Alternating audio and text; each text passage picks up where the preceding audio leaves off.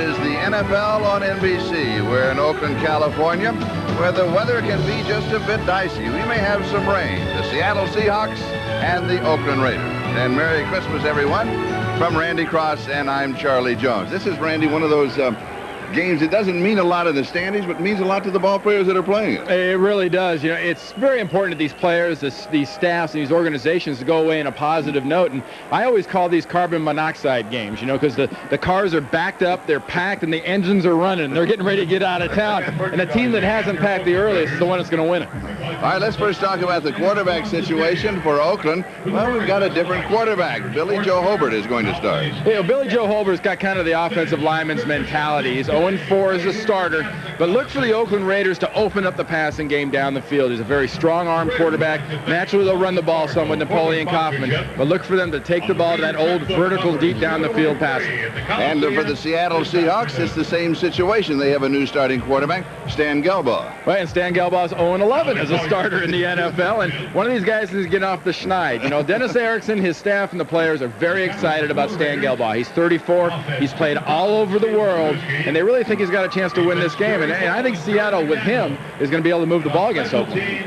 Is this a lot of fun to play in this kind of a ball game? It really is. Once you resign to the fact that you're not going anywhere, you want to say, hey, we're here, let's win it. Yeah. And also, you want to make that last impression for it next year. Very important. Stay with us. We'll be back with the kickoff in just a moment. But right now, let's go to New York City. And here's Greg Gumbel.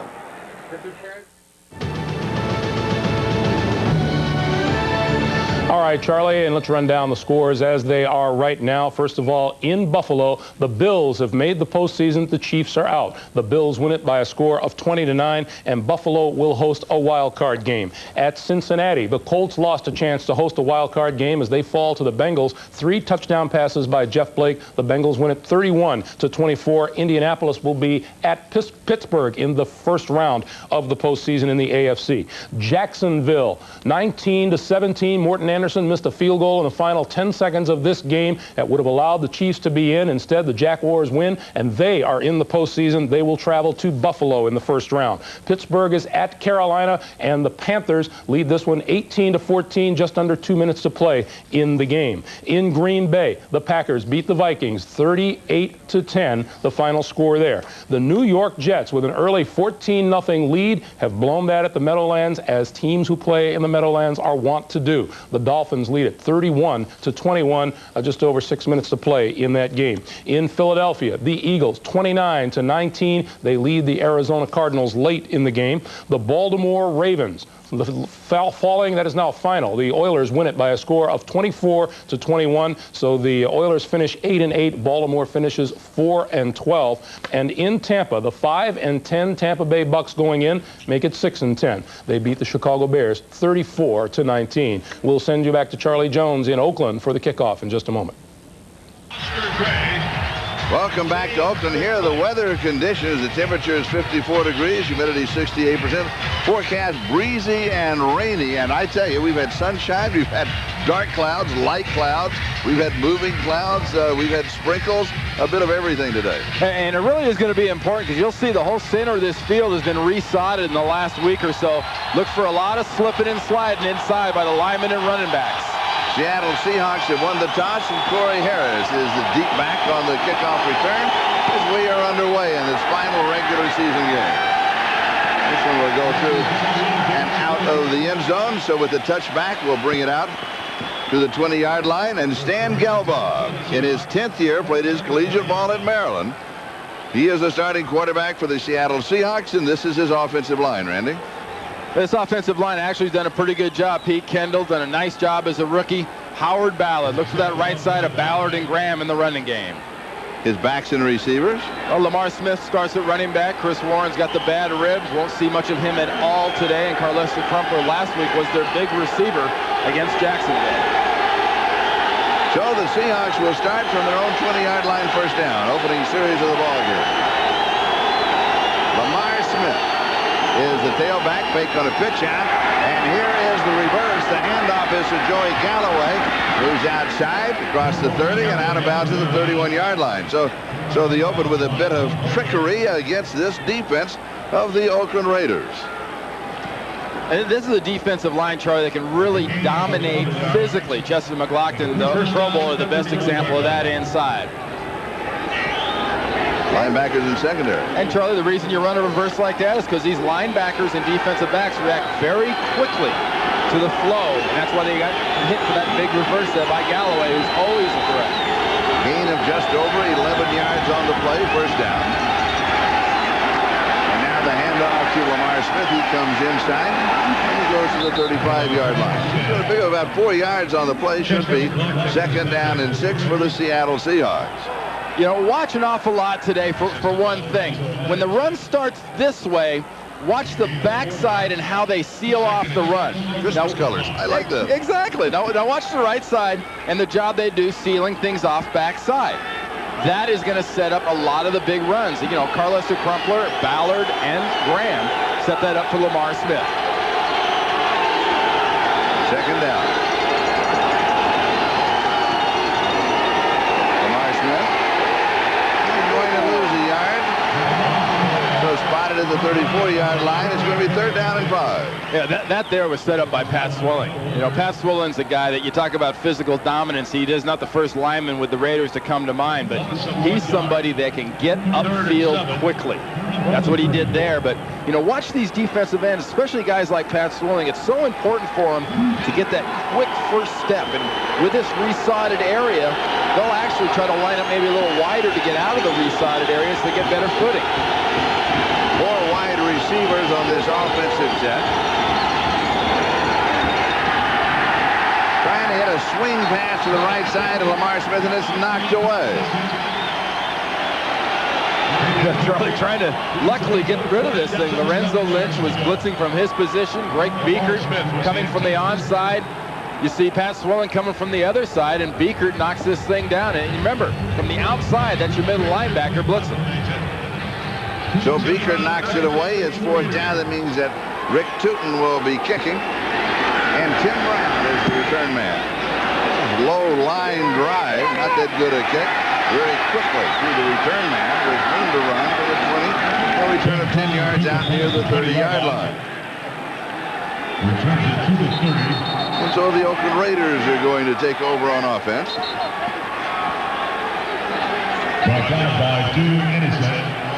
Their quarterback is Billy Joe Hobert.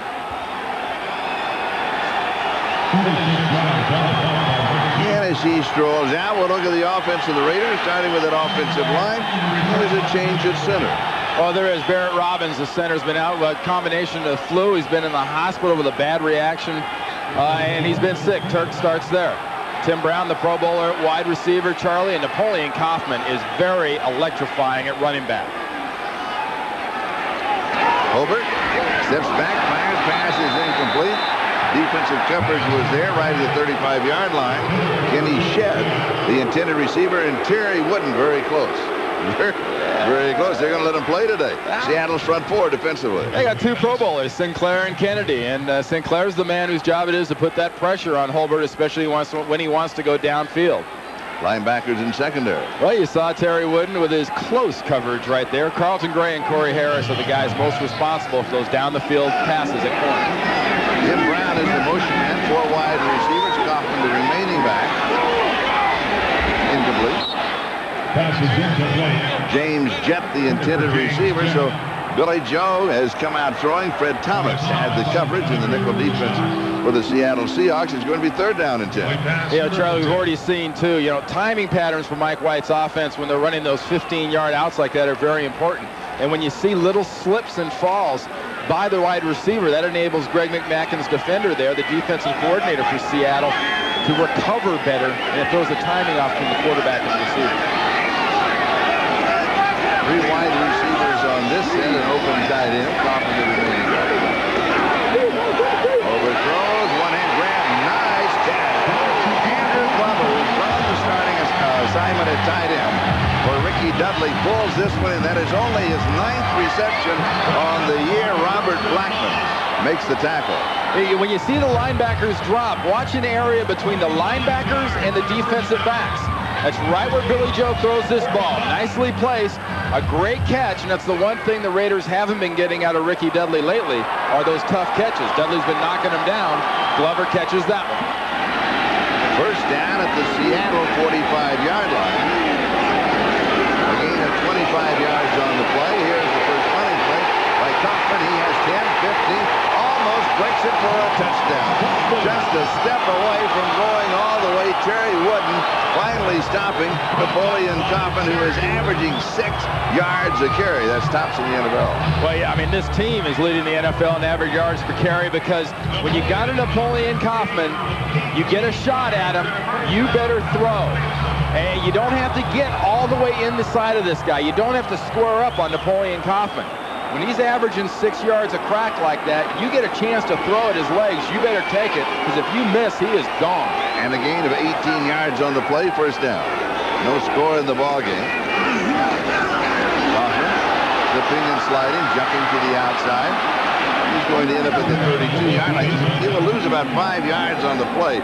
Darrell Williams, the free safety, comes up to make the stop as you move on the 11-minute mark. So we're about 4 minutes into the ball game. Scoreless, the Seahawks and the Raiders.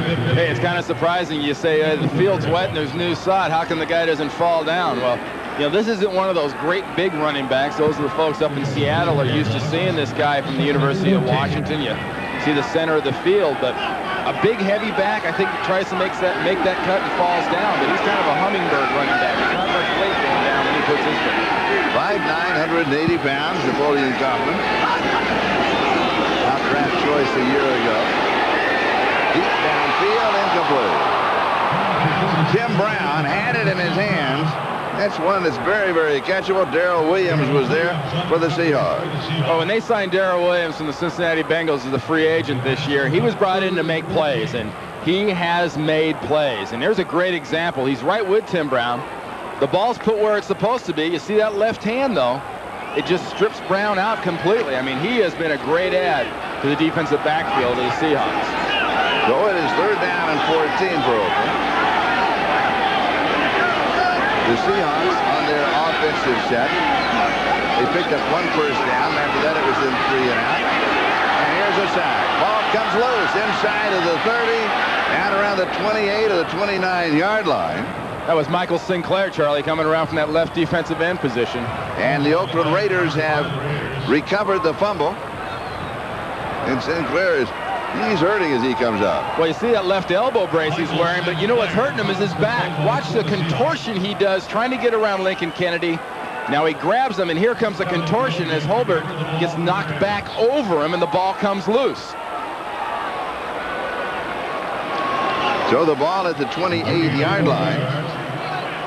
Cole Ford, who has hit 20 of 27 field goals. His long is 47, and this would match it. This is from the 37-yard line, a 47-yard attempt. And it comes through, just barely nicking the upright, 47 yards away. And Oakland takes the lead, 3-0.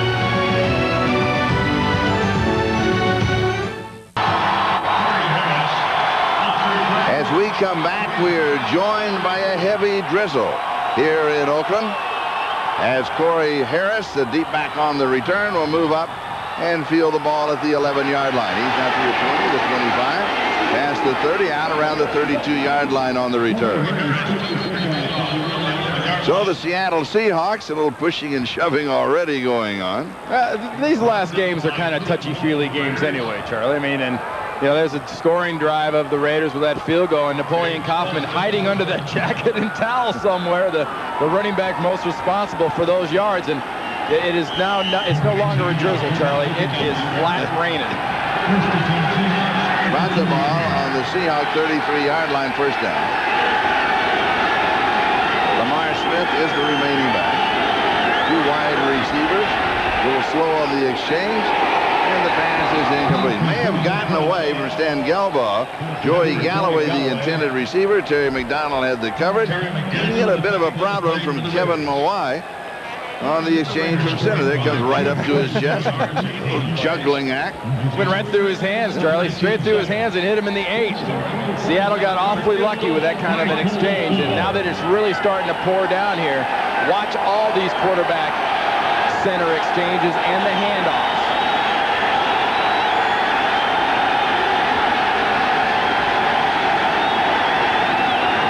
The draw to Lamar Smith gets to the outside, goes sliding out of bounds around the 36 to 37-yard line with Mike Morton right behind him. Now the weather is changeable here, and that means in all probability it'll rain for a little while and it'll move on. We'll have clouds and sunshine, and then it may rain again. Oh, they cheer rain here in Oakland. That's part of the attitude. The whole idea of being a Raider and playing at Oakland is to have a wet, sloppy, sloggy kind of field and to get all muddy and to get ugly looking. I mean, there's enough ugly looking stuff in the stands, much less on the field when they get all muddy. Third down and 6. No score. Raiders up by the field goal. 47-yard field goal by Cole Ford. 3-0, and another losing the ball on the exchange and goes slipping and sliding and almost came out again. And Gelbaugh is down. He is down. Remember, Gino Torretta is the backup quarterback. Rick Meyer was designated the number 3 quarterback today. Oh, and he is hurting. Well, watch the center quarterback exchange again. It came right through his hands, hit him in the stomach, bounced up, got to where he needed it. And here comes Pat Swilling, but before Swilling can get there, Gelbaugh just all of a sudden pulls up and goes down. That could be a muscle pull there, the way how quickly he went down. And he pulls it on that resodded part of the field, which, as you can see as you were watching it, you just simply cannot grip it. It's going to move on. Yeah, it's going to move when you plant on it. We saw Napoleon Kaufman be able to do it, but you know, look at this area right here. That is the area that has been resodded. That's the soft spot. We have a timeout. We'll step aside. We'll be back in a moment. The Raiders are up 3-0. Honor the winners of the Blitz Crew. Okay, now watch Dan Gelbaugh get the snap, and after he picks it up, watch him take a quick step right here, and then he feels something on that left side of his body. And as Rick Tootin tries to get the kick away as the sun comes out, it is blocked, rolls into the end zone. It is going to be a safety. It was recovered by Seattle. The impetus put on by the kick, the blocking of the kick only changes the direction of the impetus, the direction of the football. And it goes in. Here it is. The snap was a little off, but Tootin had a hard time the first time. You notice how far away the ball drifted when he dropped it? He dropped it out there, the ball went low, and that's what caused the snap. It was a bad drop by the punter, Rick Tootin, that made him drill that one low. And it was Ron Holmberg in his first career start, starting at linebacker, who blocked the kick. And so the Oakland Raiders are now up by a score of 5-0, 3 for the field goal and 2 for the safety. And the Seattle Seahawks will have a free kick. That means that they will be kicking from their own 20-yard line. They can either punt, which they normally do, or you can kick it off like at the beginning of a ball game. Well, there's Dave Arnold, the Seahawks special teams coach, and if I'm him right now, I get my punter, Rick Tootin, as soon as he gets off the field here, off on the side, and have him practicing some drops. Because he's done it twice, and both times the ball's come off very, very low off the punter's foot. I mean, let's even watch it here, because the wind is blowing into Tootin's face going this way, and it's altered where he thinks the ball's going to be, because he's gone to kick it and hasn't been there either time.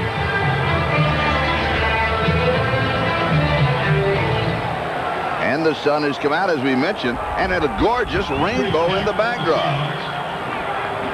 Well, you ordered it for about this time, didn't you? About 125, you said, cue the rainbow. Cue the rainbow.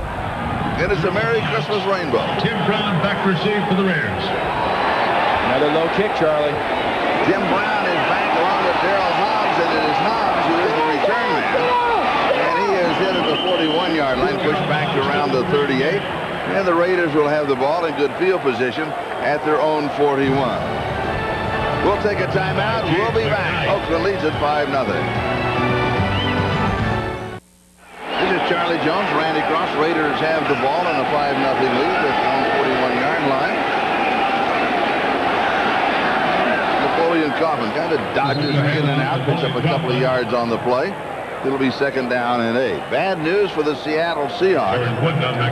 Stan Gelbaugh is leaving the field of combat and may not return.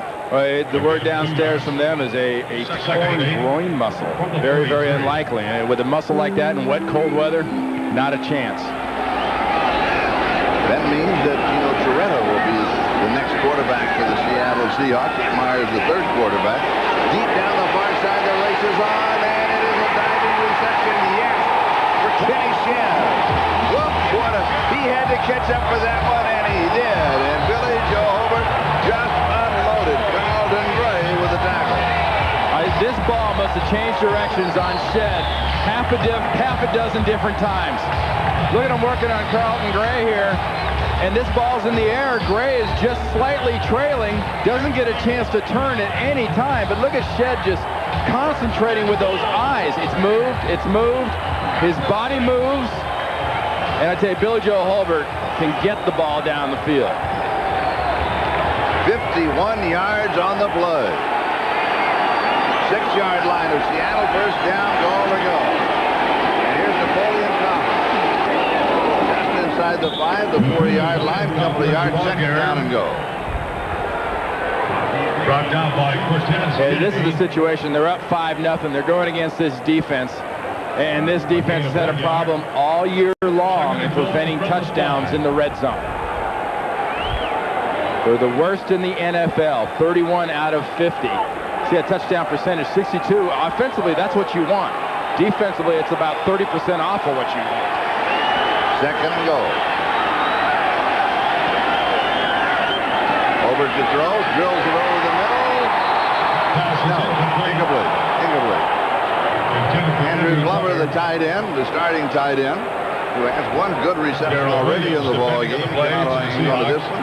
Darrell Williams had the coverage. Well, none of these catches are good. Hobert had plenty of protection. Now he's trying to just kind of fit this thing in, and he put the ball right where it needed to be, and he knows it. Never mind.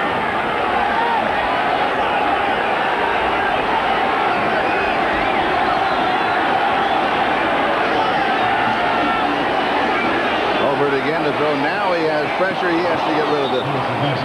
He throws it over the head of Andrew Glover, but he was just avoiding any kind of a loss to set up the field goal attempt by Cole Ford. Michael Sinclair and Cortez Kennedy were harassing him on the play.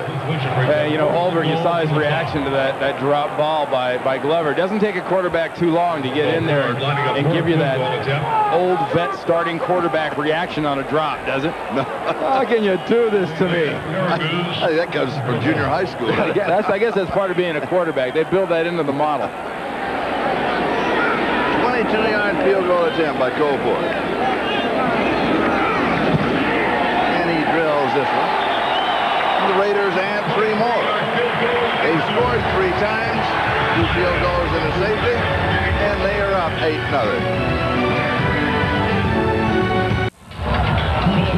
You're looking now at Rick Meyer on the sideline. Now, he was designated as the number 3 quarterback for the Seattle Seahawks. But now with Dan Gelbaugh going down, Gino Toretta, the number 2 quarterback, will be in. But should he go down for any reason, Rick Meyer comes in. That means that neither one of the other 2 quarterbacks can come back into the ball game. That is, unless it is the 4th quarter. Then if Meyer comes in the 4th quarter, they can come back. That is the designated 3rd quarterback. Meanwhile, a touchback on the kickoff, and we'll bring it out to the 20-yard line. Experience the NFL all week long on NFL.com, the official website of the National Football League. For all the tackles and touchdowns and a live game day scoreboard, click on NFL.com. And Gino Toretta, who is yet to throw football this year for the Seattle Seahawks, will have his opportunity here. Seahawks got from their own 20-yard line, 1st down. Hands off to Lamar Smith. And he's going to pick up a yard to the 21-yard line, 2nd down and 9. Charlie, we came into this game with 2 quarterbacks that both had never won a game as a starter. Gelbaugh 0-11 and Billy Joe Hobert 0-4. Now we got a quarterback in the game that not only has never won a game in the NFL, he's never thrown a pass, because I guess you could say he's never had an incompletion either, or thrown an interception. But Dennis Erickson has got to be a little fidgety over there on the sideline trying to live through this one. Kind of good news, bad news with that information, isn't it?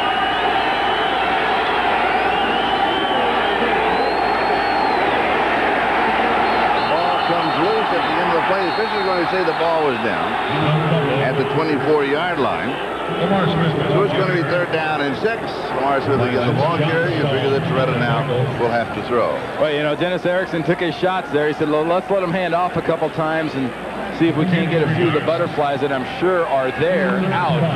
But now you're at 3rd and 5 against this defense, and if I'm the Oakland Raiders against a guy that's never thrown a pass, I man up the guys on the outside and I blitz everybody else. Raiders showing a 4-man front. Now they show 5. Now they show 6. You're right. They were anxious to come. Well, actually, they were going to bring Carrington from the safety because he was edging up too. But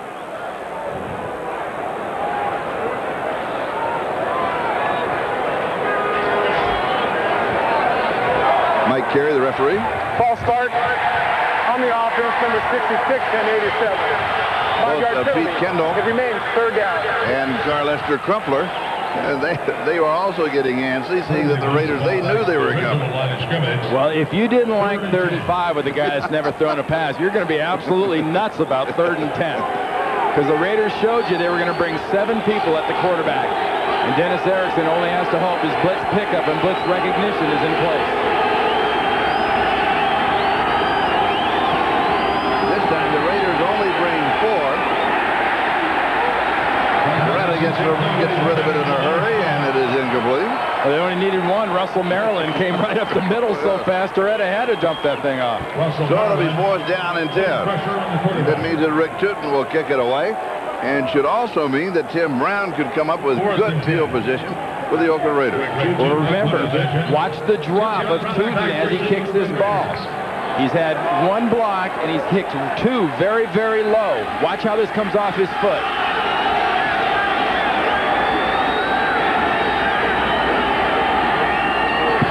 Good snap, terrible kick.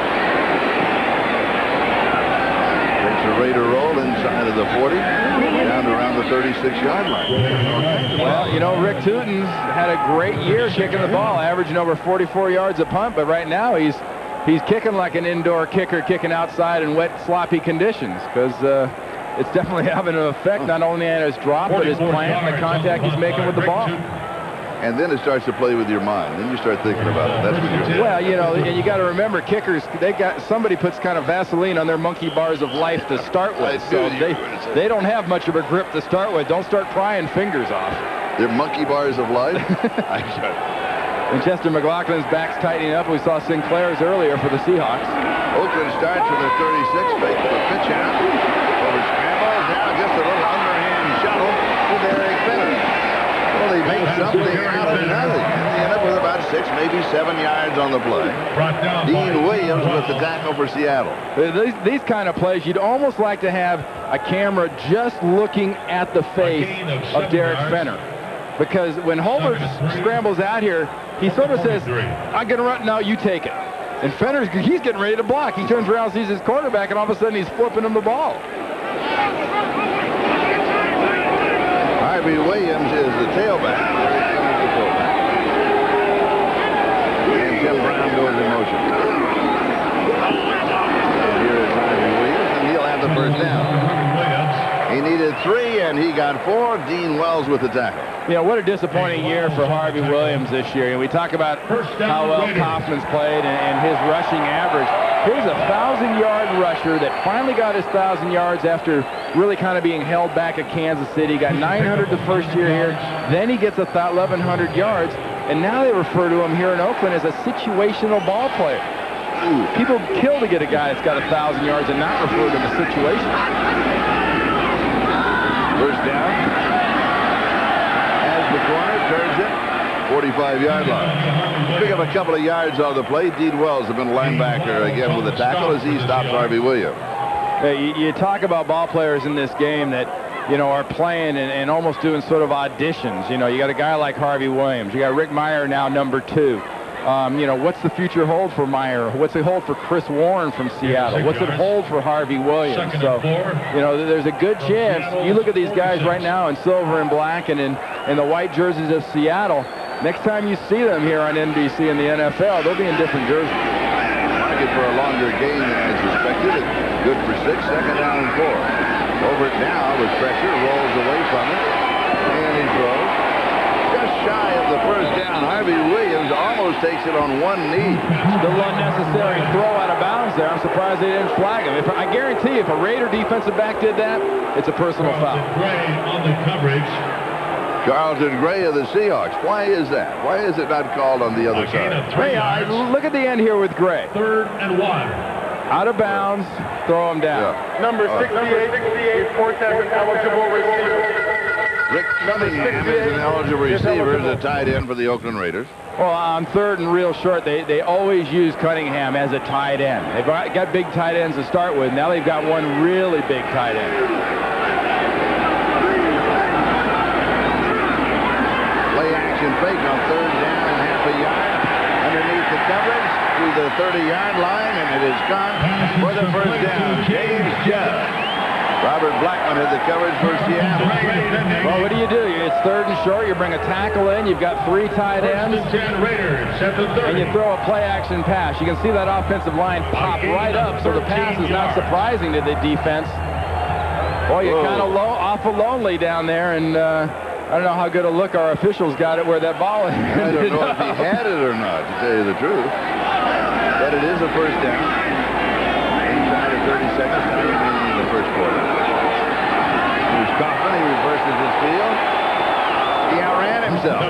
He made so many upper body moves that he got ahead of his feet. He fell down. Well, you know, one thing having a Napoleon Kaufman in your backfield does for an offensive line is it lengthens their span of attention.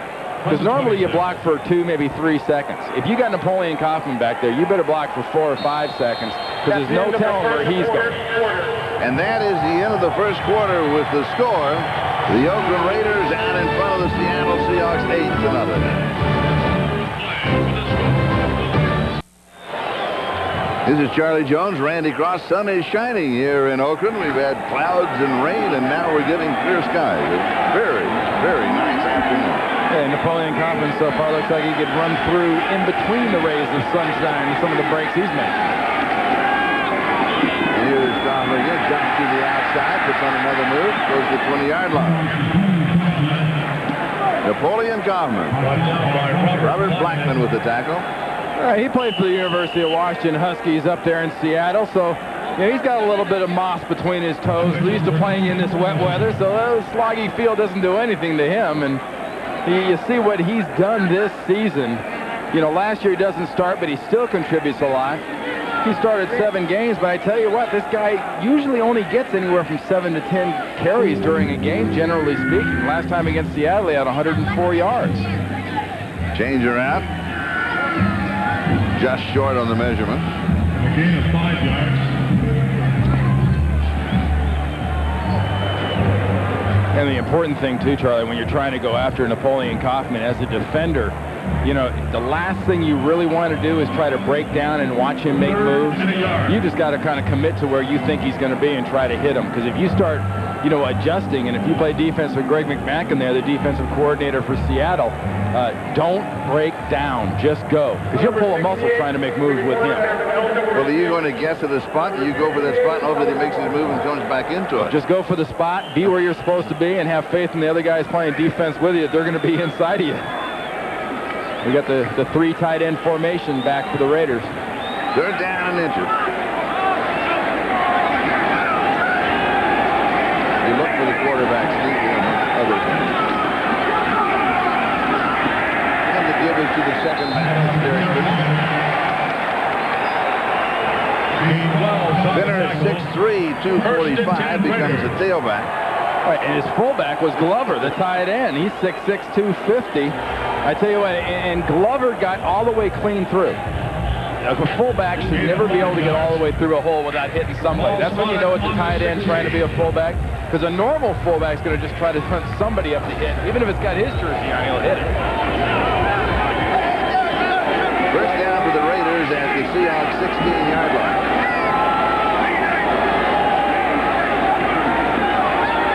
Hobert to throw, far side, right on target. As he goes to Daryl Hobbs. Run out of bounds by Corey Harris. Corey Harris is the man who ran him out of bounds for Seattle. 2nd and 3 from the 9. 9-yard line, it'll be 2nd down and 3. Slowly but surely. Not too much greed here right now for the offensive game plan of the Raiders. We've seen one big pass down the field, but so far they've really thrown a lot of confidence passes for Billy Joe Hobert. And here they show 4 wide receivers on the set with Coffin, the remaining back.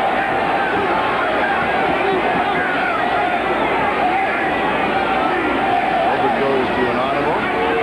Quick drop, throws incomplete. Going to Daryl Hobbs. Billy Joe Hobert looks pretty good. He really does. I mean, on that pass, you know, Mike White has to be thinking, you know, thank goodness my receiver didn't get any closer to that. Because watch where he puts it. You don't put balls in that kind of position. You saw Hobbs' arms come back down. You stretch a receiver out like that in a defensive backfield, that's a good way to make an enemy out of a wide receiver, because a DB is just going to splatter him. Billy Joe Hobert, of course, played his collegiate ball at Washington. This year has hit 45 of 81 passes coming into the ball game for 492 yards, so he has played a little but not a lot. Fakes a handoff, rolls right, throws it into a crowd. He gets away with one. It's incomplete. Winston Moss was there for the Seahawks. And so once again, the Seattle Seahawks, though they haven't generated anything at all on offense, have kept the Raiders out of the end zone. This would be their 3rd field goal attempt to go with a safety. Well, you know, we're not the only ones that know that Billy Joe Hobert is a little more mobile than Jeff Hostetler, and Greg McMacken, the coordinator for Dennis Erickson in Seattle, is telling his guys, don't overreact to fakes. If you want to see, keep contained on that quarterback, and they've done it a couple times perfectly. Cole Ford, 27 yards away, high snap, pulled down by the holder, and a good job. Field goal is good. It is good from 27 yards away, and the Raiders now lead 11-0. Oakland Raiders 11. Kickoff. In the Christmas spirit here in Oakland, the Oakland Raiders, the Seattle Seahawks. Raiders are up by a score 11-0. The sun is shining, and the wind is whipping around the stadium. Corey Harris is the deep back on the return for the Seattle Seahawks, who currently are down by a score of 11-0. They've lost Gelbaugh, their starting quarterback. And here's the kickoff is aimed up.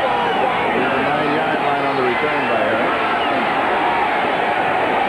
He's going to return to reasonably good field position for the Seattle Seahawks. Next Saturday at 4 p.m. Eastern Time, a program note, The Wonders of Rome, an encore presentation of the award-winning film that looks back at 5 of the most famous Olympians of all time, one of them being Cassius Clay at that time, of course, now Muhammad Ali, Wilma Rudolph, Rayford Johnson, Jerry West, and Oscar Robinson. That's The Wonders of Rome, next Saturday at 4 p.m. Eastern Time here on NBC.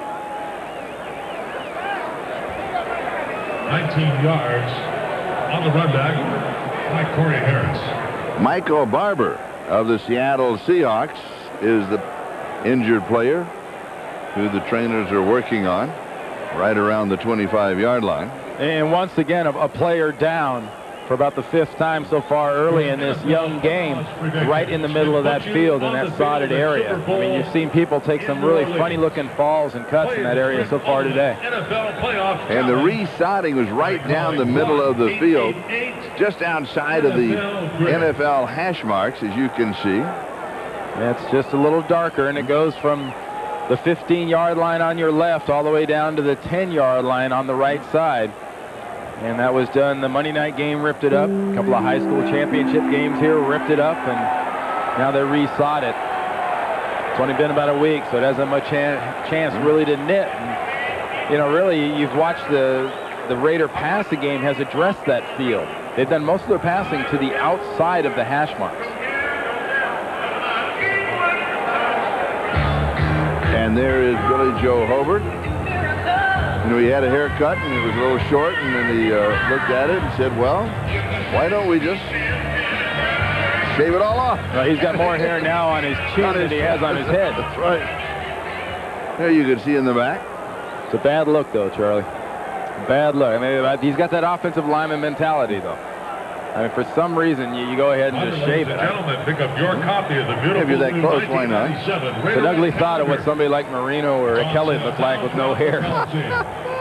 Don't miss out on this great Christmas. Billy Joe Hobert having a very good ball game for the Oakland Raiders, showing a good arm and that mobility. And now it's up to Gino Toretta of the Seattle Seahawks. He is the number 2 quarterback for the Seahawks. We stand Gelbaugh going down with a full groin injury. And a first down for the Seahawks at their own 28-yard line. Lamar Smith is the tailback. 3 wide receivers on the set. And the pass is completed at the 30-yard line. Along the far side to Professor Cupper, the tight end, who pulls Darren Carrington along with him for a couple of extra yards. And Gino Toretta has now completed 50% of his passes in his career in the NFL. He's now 1 for 2, and that was a pass that he fit in perfectly to Crumple. I mean, if I'm calling plays, and you at home, I'm sure have to agree that let this guy complete some balls. Sure. Just give him the quick, easy ones, because you know he won the Heisman Trophy. This guy knows how to throw a football. Second down and 4, 34-yard line, game is set.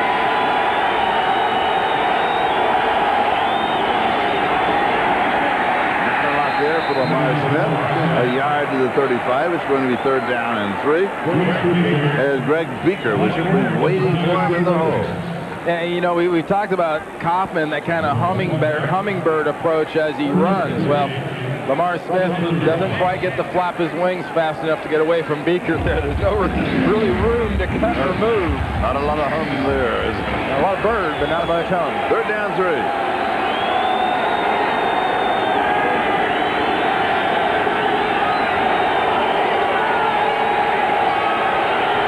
Raiders showing a 5-man rush. And it's incomplete. You know, I just thought of something. We have 11 minutes and 31 seconds time remaining in the first half. Have we had a flag? Well, and that's a highly unusual, especially you look at the Raiders team last week. 20 penalties. I mean, they have got a thing going this year, just total yardage-wise. There's running backs that don't run for many yards as they've been penalized.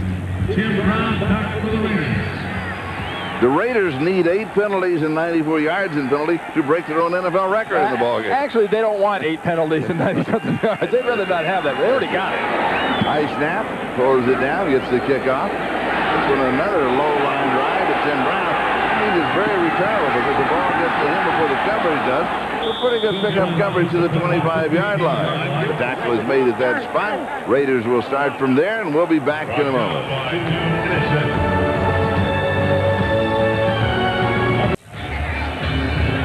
The Raiders will go to work at their own 26-yard line. That last return by Tim Brown. The tackle was made by the rookie free agent from Ole Miss, Drew Innocent. 26-yard line, first down, Oakland. A fumble on the exchange, and the Seattle Seahawks have recovered it. That was Cortez Kennedy in the backfield right at the point of exchange causing that, I think, Charlie. Watch Cortez right there, 96. Comes right through there. He's got Hobert. He distracts the entire process of the handoff. And they're able to recover that thing. That was a get-off by the Pro Bowler. And it was Antonio Edwards, number 94, who recovered the fumble. Cortez Kennedy set it up, and the Seahawks have their first break of the ballgame. Right, here's an area that really hurts you, having a quarterback that doesn't have much experience in the game. In the red zone. Not only not many turnovers, but the penalties things we've already noted. You would think coming in here with a sloppy field, there would have been balls all over the place. Lamar Smith is the remaining back. You expect to see him run here. And run to the right, because that's where the best footing is. Guess what? The play action fake. And the pass actually throwing it away. And Toretta was out of time as he was being chased to the far side. It'll be 2nd down and 10 at the 22. Yeah, we've got guys splattering outside. They're going to start getting dirty. But, you know, if we got something to do here, is besides try to stay clean and wipe yourself off, Rob Holmberg, is Joey Galloway, he handled the ball the first play of the game for Seattle on that reverse, and he's been just a complete non-factor. I mean, he's atop of the screen now, but get this guy the ball. He and Ricky Fall on the right side. And now we've got flag. No, we had one false start early on. Yeah, by the Seahawks. Yep. By Kendall. Yep. Before the snap, there was a false start on the offense. Number 74, 5-yard penalty. So James Atkins. Yeah, you get in these situations down by the red zone too, Charlie. You got a new quarterback in the game, a new sound behind you, and Dennis Erickson honestly only gave Gino Toretto, probably 6 to 8 reps this week, because he was trying to get Stan Gelbaugh ready for the game. So the line is not used to his voice, not used to his cadence and his pace. Second down and 15. The ball plays back now to the 27-yard line.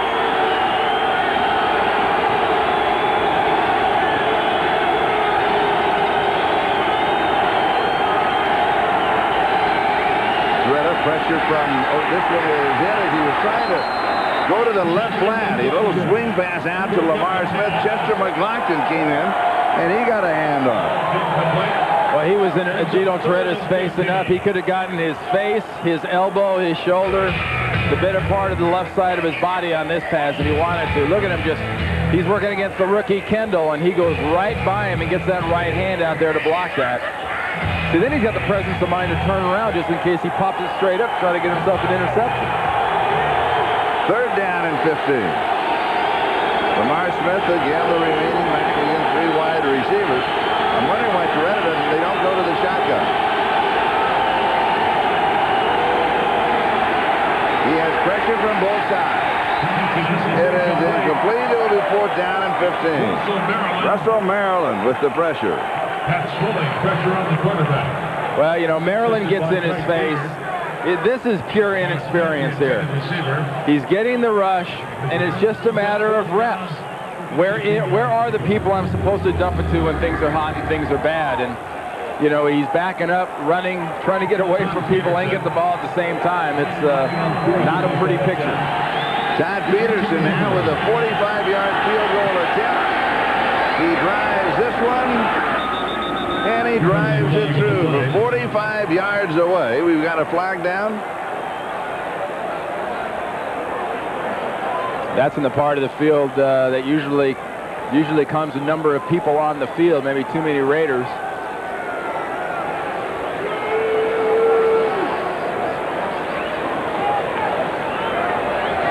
Can you count them now? 1, 2, 3. Well, you'd expect them to have 10 and 11 now. Well, no, I was just wondering. Maybe someone tried to had slipped off to the side yet. 1, 2, 3. Too many men on the defense. That penalty is declined. Field goal is good. Seahawks will take the points. It's an 11-3 ball game. As Todd Peterson splits the uprights from 45 yards away. We'll be back in a moment. This is Charlie Jones and Randy Cross. We want to wish you a very Merry Christmas and happy holiday season. Is that your Christmas card he's reading there? That's right. On the bench, John? It's a long one. You faxed it to him? I faxed it to him. It's actually my entire life story is all that big thing.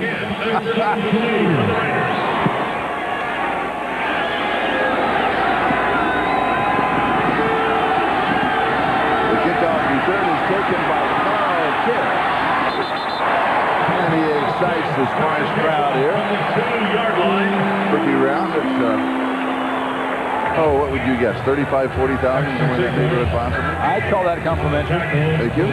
You're welcome. I mean, this is now the new configuration, a wonderful place for a football game. Yes. This new stadium, basically new stadium here at Oakland. They're actually doing the arena next door, have that all gutted out and doing that. It's a very loud stadium for an offense that's traveling on the road. And if the defense gets fired up for the Raiders, you'll hear an awful lot of sound for Gino Toretto on the offensive side of the ball for the Seahawks. So Oakland goes to work. They lead in the ball game by a score of 11-3 with 10 minutes and 46 seconds. That's the time remaining in the first half. Tim Brown pulls it into the 50-yard line and adds another 6 yards to the end of the play. Billy Joe Hobert is right on target. Jonathan Gray with the tackle. Well, I mean, you got a guy like Tim Brown who's one of the best punt returners ever. I mean, he made a lot of impact at Notre Dame in college on his way to a Heisman Trophy as a returner. You get him the ball and you let him do this. And, you know, it's a cumulative effect, too, with Tim Brown. He might not break one this time, but it's the next time or the time after that. He makes that one guy miss and goes the distance. And he picks up 22 yards on the play and the first down. Hobert down the pitch to Kaufman. Kaufman runs into a crowd. He ended up losing a yard back to the 45-yard line. It's going to be second down at 11. Sam Adams, the defensive tackle, the #1 draft choice in '94, out of Texas A&M, was there to stop him. Let's see that Sam Adams got up a little bit slow. He's limping so much his shoelaces are untied. He got his foot stepped on. I bet he got his foot stepped on, and he got his foot stepped on so hard it ripped his shoelaces out. Now that's a step on. That's a step away. You know, actually now for the Raiders, the change in the offensive line, Robert Jenkins in at tackle for Pat Harlow, who went in with the flu. Harlow just left the field of play when we walked in a moment ago, and it's knocked away at the last moment. Now flag is dropped back where the quarterback is down, and is thrown by the referee. Should be roughing the passer. That's what it's going to be. Against the former Raider Winston Moss, Charlie. Against Seattle. You know, watch one, does he hit him late, or two, where does he hit him? Look at that helmet right to the face. Automatic. Yes. Can you credit the Raiders with that penalty? Personal foul, roughing the passer. On the defense, number 55. 15 yards, automatic first down. Helmet-to-helmet tackle. The only reason I mentioned I'd say because Winston Moss was former Raider. I would say half. Half? Half. Okay, so they get 7.5 yards. Okay. Meanwhile, the penalty takes the ball to the 30-yard line, and that's a first down. And otherwise, it would have been third down and 11. It would be a very costly penalty for the Seahawks. They're not that far out of the ball game. They trail 11-3. They haven't shown hardly anything offensively as of yet, but they still are within close range of the Raiders. This one's thrown away. There's nobody over there. Now, they could get him for grounding the ball if they wanted to, but they don't. Pressure there by Michael Sinclair. There wasn't a receiver anywhere in the neighborhood. Well, Tim Brown had been right in that area, so did a little stop and go and cleared out of it, but that was just a nice job, you know, by the Seattle Seahawks. And you watch what happens there. Watch the pocket and the job the offensive line does of protecting.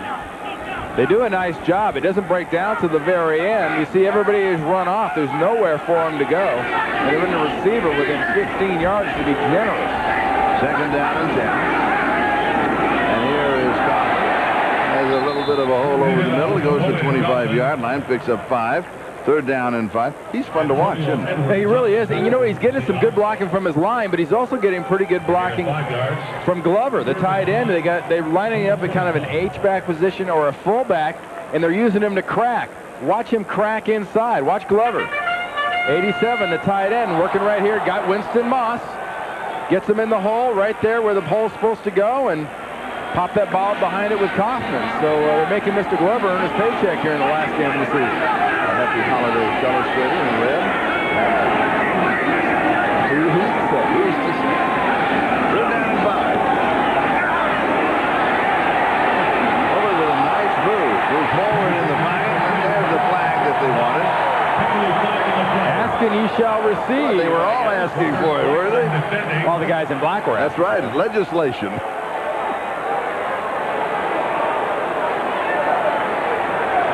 Here's the call. Pass interference. On the defense, number 25. Automatic. On Robert First Blackman. First down. Well, that's the second critical mistake by the defense of Dennis Erickson's Seahawks right here, because they're getting Billy Joe Hobert to move around.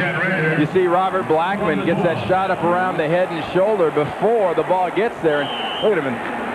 He's not trying to roll dice there, folks. He's trying to emulate a flag being thrown. So move the ball to the 12-yard line, and it is first down.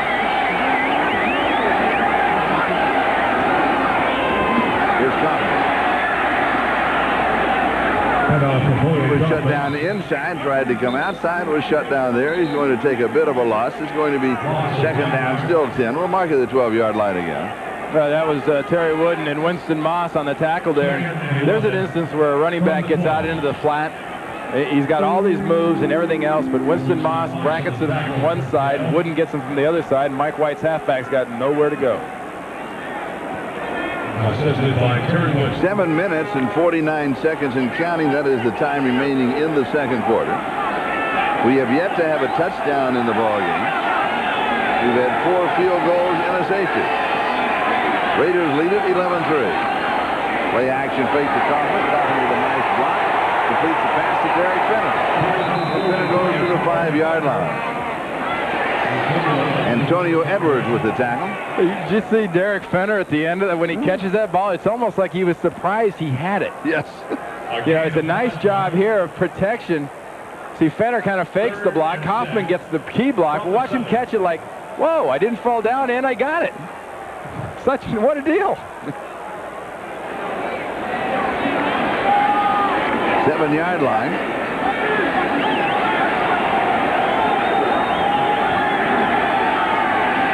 There's 174 total yards in offense to 19 for the Seahawks. Third down, hit. That's a free ball. That's a fumble. That is a fumble. Was not going forward.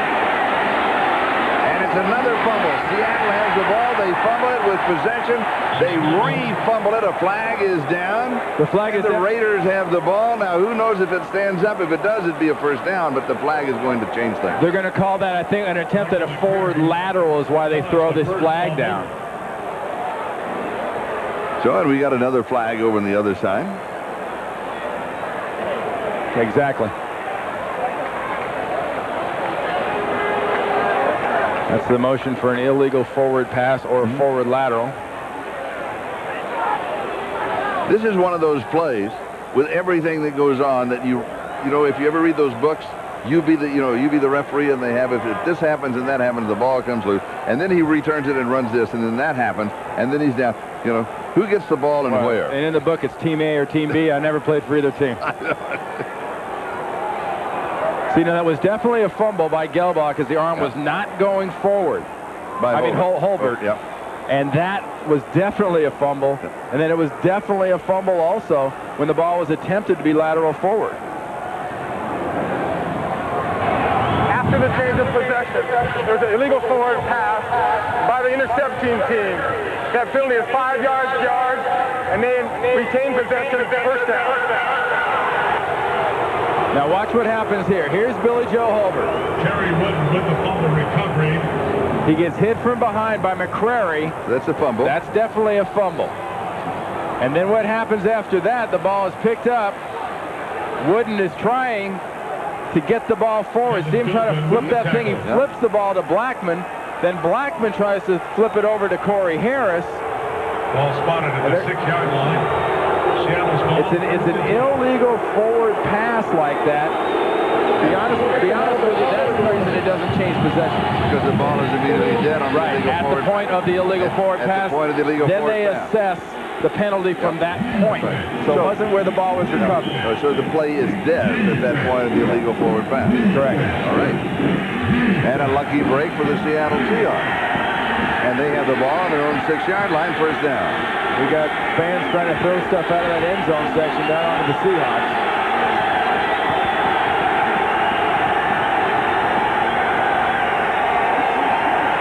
Coretta goes deep down the sideline. There is tripping along the far side, and a flag is going to come down. Terry McDaniel had the coverage on the play, and he is going to be arguing.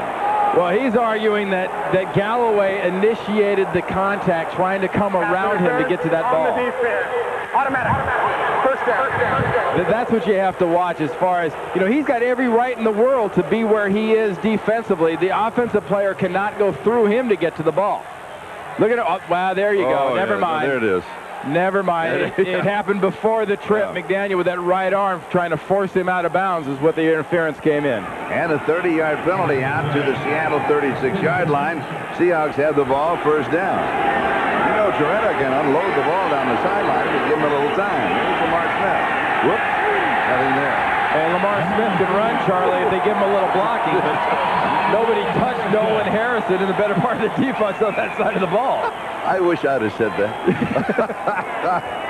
You captured the moment. Loss of 6. Hey, you know, just not getting the job done there on that left side. I mean, picture-perfect toss. The best part of that play was the toss from Toretta to Smith, and it went rapidly downhill from there. Nolan Harrison rapidly wrapped up Lamar Smith. 2nd down and 16. Toretta is the quarterback. Now remember, Rick Meyer is the number 3 quarterback, so designated. And Gelbaugh was the starting quarterback. Raiders show blissful out of it. And a good pass right on target. He goes to Joey Galloway, and he's pulled down by Terry McDaniel. That's the combination they're going to have to work on. Is Toretta to Galloway if they're going to get back in the ballgame. You mentioned that earlier, and now they're working on it. Well, they got the pass interference trying to get the ball to Galloway, so now Galloway's actually seen the football 3 times. Saw it on a reverse and now on a couple of passes, and he is the game breaker. No real secret when you play the Seattle Seahawks that if you stop Joey Galloway, you stop this offense, and we just saw that number of total offense that Seattle had going into this drive in 19. That tells you they take Galloway away. 3rd down and 8. AFC no coverage on Galloway. Blitz pressure is coming, and Retta's brought down from behind. He's caught by Nolan Harrison, who's having a very good ball game. It'll be 4th down, and Seattle will kick it away. Gino Toretta is a pocket passing quarterback. Not extremely tall, but he does his best work when he's able to set his feet, and when he has to move is when he's least effective. And he hasn't taken many reps or snaps in practice this year, much less this week. He's probably had more snaps in the ballgame than he has had the whole year. Here's a good kick now. Tootin finally unloads a good one. Here is Tim Brown. He throws it back across the field to the other side to Carl Kidd. The Kidd to the 50-yard line, down the far sideline, and he is in caught from behind. So we're seeing it all today. All right, Tim Brown catches the ball and puts a little skid ski on it. See, there's the catch, and here's the skid ski. If you can't throw it 40 yards back across the field, get the skid and the roll with it. And Carl Kidd has absolutely nothing but open space in front of him. Well, he's got a punter, but he doesn't count that. And he gets caught from behind right there, and by 2 innocent. 2 innocent does it again. Just a nice gutsy call by Mike White's staff on that throwback. Obviously something they have seen, because Tootin has given him the opportunity with these low punts. 54 yards on the return. So Oakland, with 54 yards on the return, the ball is at the Seattle 35-yard line, 1st down.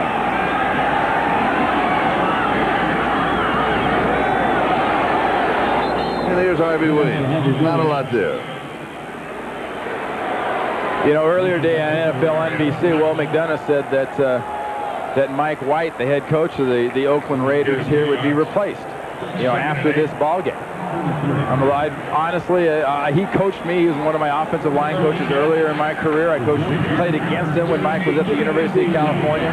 One of the real first-class gentlemen. I think he's done a pretty good job here at Oakland. I'm not sure, with the current parameters on a coach here at Oakland, if anybody could win for the Raiders. Always pass underneath the coverage. This is Tim Brown, 30-yard line gain of 3. So it's going to be 3rd down and 5. Now the Raiders coming into the ballgame, the record on the year is 7 and 8. They have 8 losses, but 7 of those 8 losses, 7 of them, a total of 25 points, including 2 overtime. 25 points, and you lose 7 games. So, you know, that means that one game I think they lost by 16 points. But outside of that one, they've been right in the middle of all of them. Yeah, you know, that's one of the points Mike White made. We've been just sort of like one play away in a lot of games. Yep. And unfortunately, when you read press releases and those kind of stats, are usually from losing teams. That's true. That is true. 3rd down and 5. There's a man wide open. Hits him at the 10-yard line. And it is Ricky Dudley. Dudley did not start because he's been dropping the ball. But he hangs on to this one. That's a tough one to catch, too, because he was wide open. Well, and with all his struggle this year, you might say, Charlie, that Dudley do right. A little harken back to my cartoon days as a kid, and Dudley finally catches it. 8-yard line, first down, goal to go.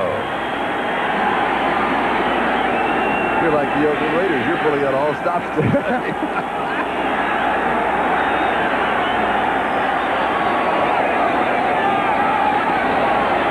Here's the pitch to Harvey Williams.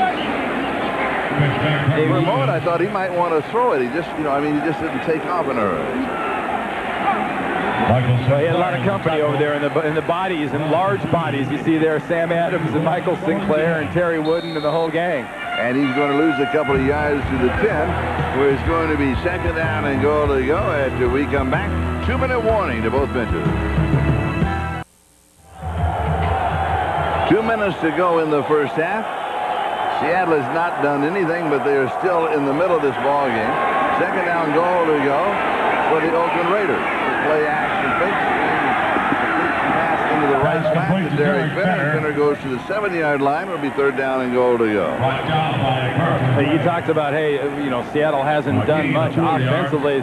They have done less than 1 yard. 1 yard passing. 20 yards of total offense. And Dennis Erickson's looking across the field at Mike White, and Mike White's almost got 200 yards here in the first half. And, Billy Joe Hobert, his number 2 guy, obviously better than Dennis Erickson's number 3 guy. Third down, goal to go.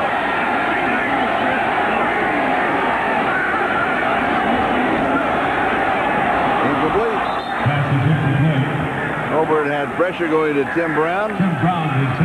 Barely had time to get it off. It'll be fourth down and the field goal attempt. Well, McCrary and Wooden do the old sandwich on Billy Joe because he had receivers in the end zone that were open. But watch Wooden 90 and McCrary 99 coming from the other side put on the pressure and distract Hobert. Because you're in the pocket and you're trying to concentrate. You know those things are moving around you. That's what he was trying to get to. You see a little window. That window is where that opening was. Go for it, 3 of 3 in the ball game. This is from 25 yards away. And he has got this one. He is 4 of 4. And now the Oakland Raiders have stretched their margin to 14 to 3. We'll be back in just a moment.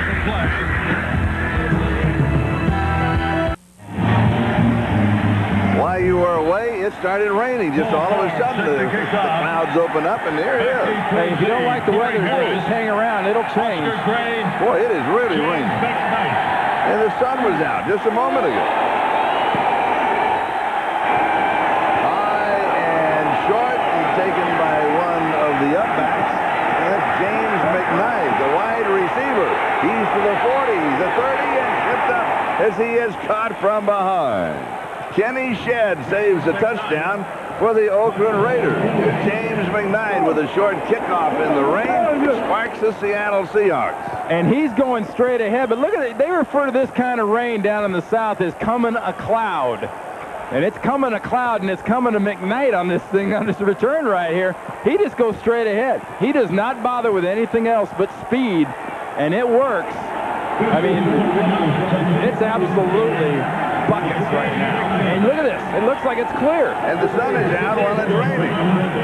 The sun is shining on the field. You can see it with the shadows in the rain. We are watching a Christmas miracle. It's a film.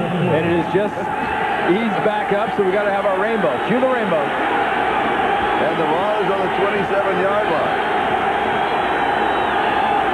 On the draw. Here's Lamar Smith. Gets to the 10. Still in his feet. Stretches. Lamar Smith. Seattle. First touchdown of the ball game.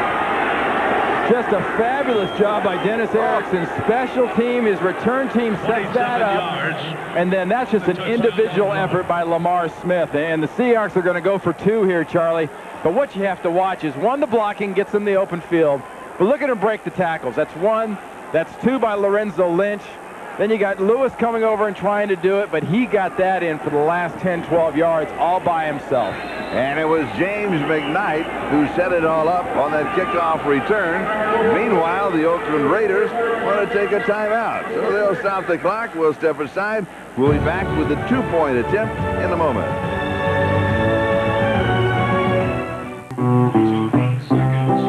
Oh, the weather outside is frightful, but the fire so delightful. As no place Hey, Charlie, you realize this game's going to Seattle, and there's people in Washington going, hey, that ain't no stinking rain. You think that's rain? Open my curtains, look outside. Now that's rain. Seahawks now going for 2. They trail 14-9, and now they call a timeout. A little strategy. It's talking about strategy now with 55 seconds. Guess who's going to talk strategy at halftime? Brought to you by Domino's Pizza. NFL on NBC, the halftime report. It will all be there. Talking not only about this playoff situation, everything else that's going on in the National Football League today. Really, you go into the last week at the end of those games, you talked about who was going to be in the playoffs, and both Joe Gibbs and Mike Ditka will give you some great thoughts on the where and who, because Joe Gibbs tends to be very, very analytical about it. I mean, he's a coach. Mike Ditka, if you saw him today earlier in NFL and NBC, he was fired up. I mean, he was ready to get at it from the very second this thing started. Now they're going to change their minds and kick. Tootin's in the hole, Peterson's in the kick it, so they're going to be happy with putting 1 instead of 2. Well, they played that numbers game. You got a better chance, of course, of making 1. 14-10, pulls within 4. The other would pull within 4. Meanwhile, it's good. And it's a 14-10 ball game. So Seattle, who in reality has done absolutely nothing on offense until the kickoff return by James McKnight. There was a short kick in the rain, and now the rain has gone away. He came up and caught it, went close to 50, 55 yards on the return, and that set up a 27-yard ramble by Lamar Smith, who goes in for the only touchdown that we've had so far in the ball game. And suddenly it's the Raiders 14 and the Seattle Seahawks 10. Hey, actually, I think that was a good decision, too, by Dennis Erickson to go for just the extra point there, Charlie, to be honest with you. You know why?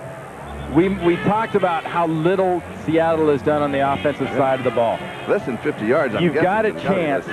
You've got a chance to put another point on the board. Don't get greedy.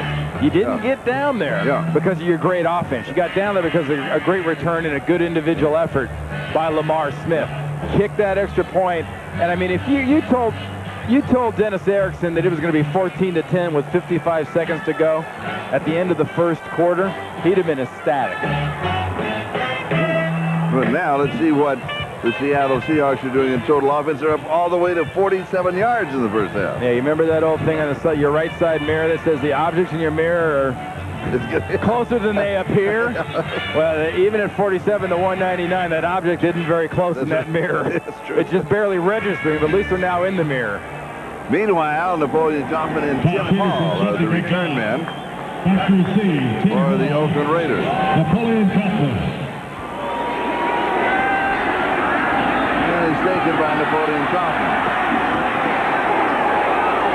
Kaufman has to avoid one of his own men, who turns to about the 20, maybe the 21-yard line, depending on where he gets his spot. Down by Jay Bellamy at the 21-yard. So the Raiders will have an opportunity here to run a couple of plays if they so desire, or they can simply run out the clock and sit on a 14-10 lead at halftime. Well, Mike White and his coaches, I think, have got to be leaning towards the latter, Charlie, with a negative that happened the way it did in that return, the way they've dominated this first half to go in at halftime at 14-10. That's best case scenario.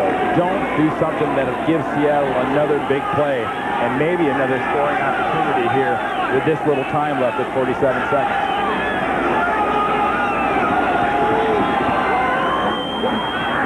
Hobert comes out throwing to Tim Brown. A little start and stop move out to the 34-yard line. He picks up a quick 13 and the first down. The no-huddle offense.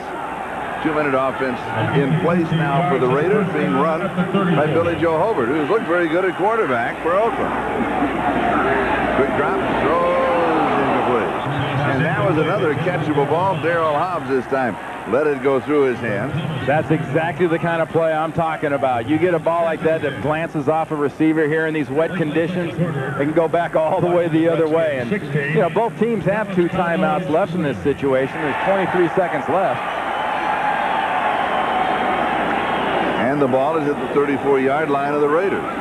Raiders lead by 4, 14-10. Seattle with the only touchdown.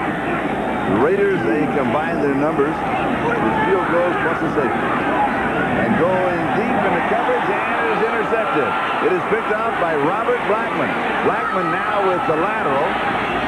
And out of bounds is Carlton Gray. That is exactly what I'm talking about. You're giving the team now, there are 11 seconds left. And yeah, I know Gino Torretta is a quarterback. Maybe not that worried about the passing game of Seattle. But you're giving a team an opportunity to get another big pass play and give them a shot at a field goal here by throwing this interception that's picked off by Robert Blackman. The important thing is done by Carlton Gray right here. He thinks about it, then he gets out of bounds. Look, watch Billy Joe. Remember I told you about he has that offensive lineman's mentality? Man, that can't feel good. He's not exactly dressed for contact. Quarterbacks are not dressed for contact. They're dressed for success. The ball at the 47-yard line of Oakland. And they've dropped everybody deep. They're going to rush 3. Dennis steps forward. He's going to run more. Sliding at the 33-yard line. That needs to call that timeout. Now, he signaled for it. There was a second up when he signaled for it. He got it before the clock ran out. Yep. 30-second timeout. Please put 2 seconds on the game clock. That's right. That's a good 2 call. seconds on the game clock, please. That is a good call. Watching the clock and the thing at the same time. Oh, exactly. Yeah. Exactly.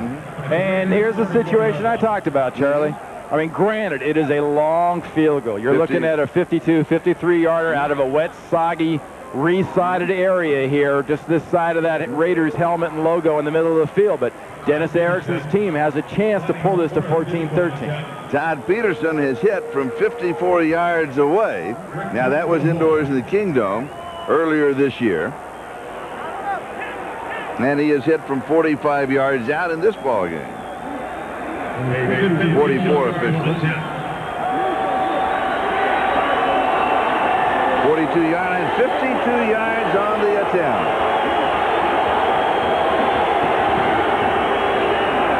Is it going to make it? It does, from 52 yards away. Can you believe this?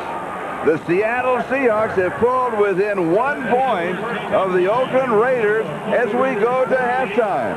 And the reaction of Dennis Erickson, the head coach of the Seattle Seahawks. Well, you don't have a lot of offense, Coach, but you're doing something right. Raiders lead by 1. The halftime report is coming up. So right now, let's go to our studio in New York. This is the Domino's Pizza NFL on NBC Halftime Report, brought to you by Domino's Pizza. For hot and wow, call Domino's.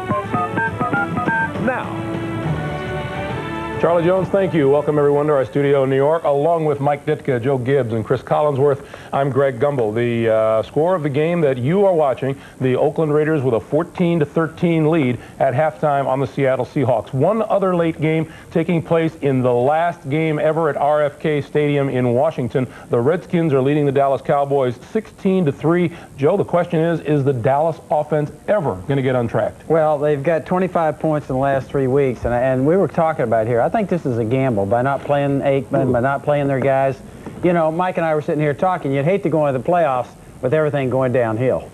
And that's exactly what's happened with the football. They need a shot of confidence, and right now they have no confidence. They haven't been able to generate a good running game for a couple of weeks, and they're getting no points. That's the most valuable player they have is Chris Bonio. And the other thing is that now Leroy Horde and the Minnesota Vikings go in there with a fairly legitimate running game, and we have yet to see this Dallas defense tested against the run without Leon Lett. The teams that they've been playing really are not running football teams. We'll see how that matchup comes out. Mike, when I talked with Moose Johnson in Dallas a couple of weeks ago, it's exactly what he said. He thought Chris Bonio was the MVP of that team this season. We'll have all the scores and highlights of the early games and a look at the wild card matchups right after a word from the NFL and these messages from your local station.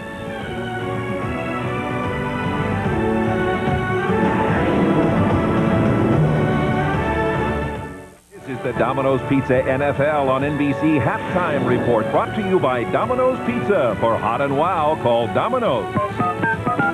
Now, All right, welcome back, everyone. Let's run down the action and the results of the early games beginning at Rich Stadium in Buffalo, where the Bills knocked off the Kansas City Chiefs 20-9. Steve Bono, starting at quarterback for the injured Rich Gannon, was just 1 of 7 passing in the first half. 3-0 Chiefs in the second quarter. First play, Jim Kelly picked off by Anthony Davis, returns to the 14. It set up a field goal and a 6-0 Kansas City lead. The Bills offense got in gear in the fourth quarter. Kelly to tight end Tony Klein for a 4-yard touchdown. Bills take their first lead at 13-9. Then, after an interception of Bono, Kelly to Quinn Early for 3 yards in the score. Kelly was 20 for 29, 279 yards, and 2 touchdowns. The Bills finished the season 10-6. They knocked the Chiefs out of the postseason, and the Bills will host the Jaguars in a wild card game. Joe. We talked about both these teams being in a free fall. Somebody was going to come out of it, and it was the Buffalo Bills. And I think the best thing that happened to them today was Kelly stepped up, had a good day, 20 of 29, 279 yards. Although they turned the ball over 3 times, they were able to overcome it. Kansas City, I think it's going to be a long offseason. I think everything from top to bottom is probably going to be shaken up there. The NFL's longest postseason streak belonged to Kansas City. That comes to an end at 6 straight seasons. In Cincinnati, the Indianapolis Colts fall to the Bengals 31-24. Lindy Infanti's Colts could have earned home field advantage for a wild card game next week, but Jeff Blake 10 yards to David Dunn that caps a 75-yard drive, 7-0 Bengals. Later, Blake picked off by Jason Belzer, who returns 21 yards, and Indy pulls into a 7-7 tie. They were tied at 17 in the fourth, 2nd and goal from the 2. Blake avoids the rush, 2-yard touchdown pass to Carl Pickens, 24-17. But on the ensuing kickoff, Aaron Bailey takes it at the 5, up the middle, and says, see you later. This is a 95-yard touchdown to tie the game at 24.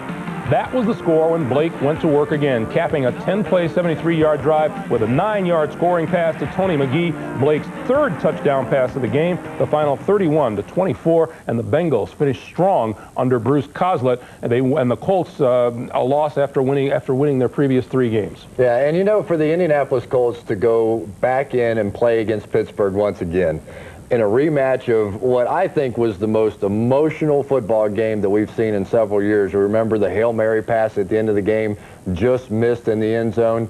Bill Cowher after the football game, literally in tears coming off the field, his first trip to the Super Bowl. And to get a chance to see that again in the first round of the playoffs, that's amazing. All right, Chris, in Jacksonville, the Falcons and the Jacksonville Jaguars. Jaguars win it by a score of 19-17.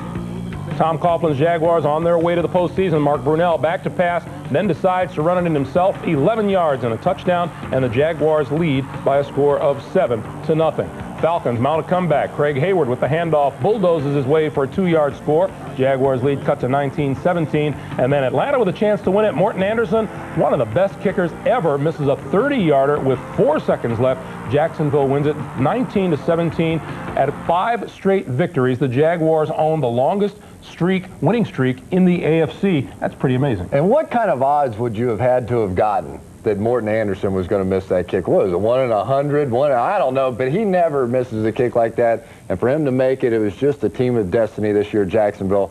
And one thing to keep in mind, now with the way that Natron Means has been running the football for the past month, today over 100 yards once again. He gives that offense some balance with Mark Brunell. This is a dangerous football team heading into Buffalo after winning 5 in a row. Meanwhile, in Carolina, the longest winning streak in the NFC belongs to the Panthers. They have won 7 in a row. With a win today, Dom Capers and the Panthers claim the NFC West title. Carolina's opening drive, Kerry Collins to Wesley Walls, 9 yards, and a 7-0 Panther lead. In the second quarter, Pittsburgh quarterback Mike Tomczak under the gun from Kevin Green, called for intentional grounding in the end zone. That is a safety and a 9-0 Panther lead. It was 9-7 in the second. Quarterback Cordell Stewart looking to make a play, can't find anyone downfield, so he takes off on his own. He goes 80 yards for the touchdown. That's the longest touchdown run by a quarterback in the history of the National Football League. 14-12 Pittsburgh at halftime. 18-14 Carolina in the fourth. A couple of John Casey field goals put Carolina up. 3rd and goal. Stewart for Andre Hastings, picked off, however, by Chad Cota. Carolina holds on for an 18-14 win, and they win the NFC West. Mike? Kerry Collins is really an exciting quarterback to me. I think he's the best young quarterback in the game, and he's getting better. He's not one of these guys that has really ups and downs. They got a very solid defense. What I like most about this football team is they've served notice. They served it, first of all, in their division, that they are the tough guys in the National Football League right now. They went out and they handled the San Francisco 49ers twice. So the notice is out, and this identity they have is a great identity. That's what we tried to establish years ago with the Bears. These guys have done it, because if you don't respect their toughness, they're going to show you how tough they are. All right, Mike, now here are the playoff implications. In the AFC, Denver and New England have first-round byes. With the Indy loss, Buffalo grabs the number 4 spot, and the Bills host a wild-card game. That will be against Jacksonville next Saturday. The Colts will be at Pittsburgh Sunday here on NBC. The NFL on NBC begins noon Eastern Time. In the NFC, Green Bay and Carolina have the first-round byes. Minnesota will be at Dallas on Saturday. Philadelphia will be at San Francisco on Sunday. Now, the rest of the scores. In Green Bay, the Packers finish up the season with 5 straight wins. They knock off the Vikings 38-10. At the Meadowlands, the Dolphins end up winning their last 2 games of the season. They edge the Jets 31-28. The Jets finish 1-15. In Philadelphia, the Eagles won 3 of their last 4. They beat Arizona 29-19. The Eagles finish at 10-6. The Oilers and the Ravens, Houston wins their finale 24-21, but they finish 8-8 on the season, and they won just 3 of their last 9 games. And in Tampa, Trent Dilfer, 11 of 14, just over 100 yards, 2 touchdowns, and the Bucs knock off the Chicago Bears 34-19. One other note, the St. Louis Rams have just announced that Rich Brooks has been fired after 2 years as their head coach. Brooks was 6-10 this season after going 7-9 last year. We'll send you back out to Oakland for the second half right after these words from your local station.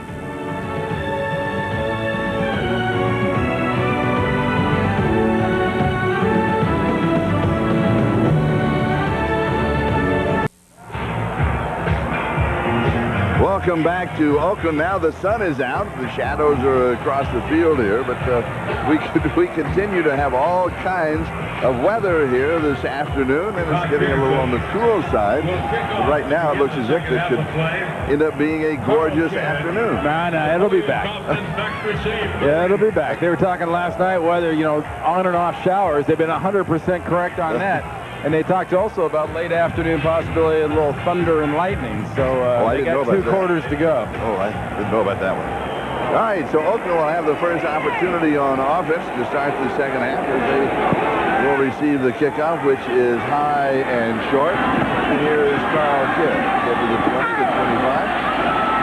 Across the 35 and then out of bounds at that point. Now let's check in with our Coors Light halftime stats, and notice particularly the line that says total offense or total yards here. Exactly. I mean, but more importantly, time of possession. But the Raiders, 3 turnovers. And the bottom line of this whole thing, folks, besides the fact that I'm now writing in green instead of red, so I've got the whole holiday deal working, it's 14-13. I mean, it's unbelievable that Seattle is close to this team as poorly as they've played. But they are. They're right in the middle of it. And now the ball is loose on the sack. And Seattle has it. Sam Adams smothers Billy Joe Hobert to cause that turnover. Wow. And Michael McCrary recovers the fumble. Watch Sam Adams right there, 98. I mean, Hobert's got no chance to get there. He tries to hand the ball off. That's why there's a fumble. There's Sam Adams, 98. Lincoln Kennedy tries to block down on him. He can't get him. That causes the fumble. And not only is it 14-13, but now Seattle's already in field goal range, and they've only got 60 yards offense. And the ball at the 29-yard of Oakland. Now they've now got 4 turnovers in the game for the Raiders.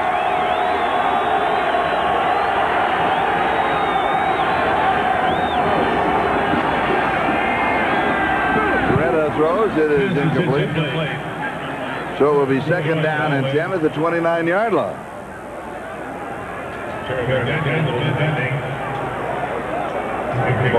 These are the kind of games, though. Mike White talked earlier about losing, X number of games by X number of points, and how close it is, and how that drives you nuts, and you are so close. But these so far have not been a lot of physical errors that you can excuse. Mainly, these have been mental mistakes.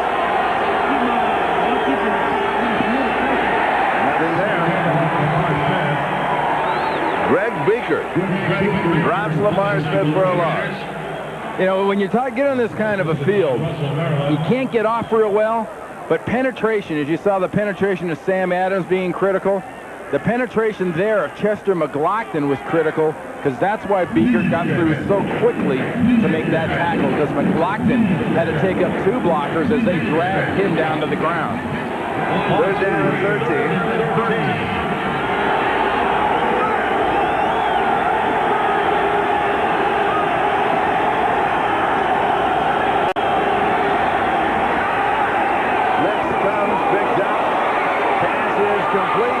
Joey Galloway into the end zone, and guess what? The Seattle Seahawks have the lead. Remarkable. Unreal, Charlie, and that was perfect execution, not only by Toretta, but watch Joey Galloway find a hole in the defense, sit in it, and then say, oh, there's nobody around me, I better go. And no one even lays a finger on Galloway. And also credit the Seahawks offensive line. They picked up the blitz, and they gave Toretta plenty of time to throw the ball. 2-point conversion attempt. 19-14, the margin is 5, and they'll go for 2 on the conversion attempt. 2-point conversion attempt.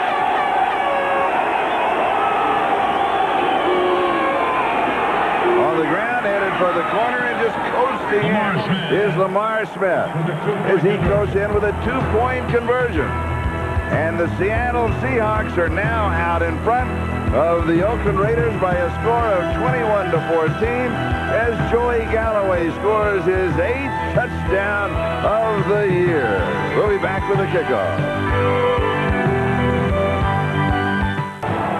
Here is Joey Galloway, who just scored his 8th touchdown on the year and needs only 8 more receiving yards, have back-to-back 1,000 yards receiving in the first 2 years in the NFL, and he would join Bill Gorman, Bob Hayes, and J.J.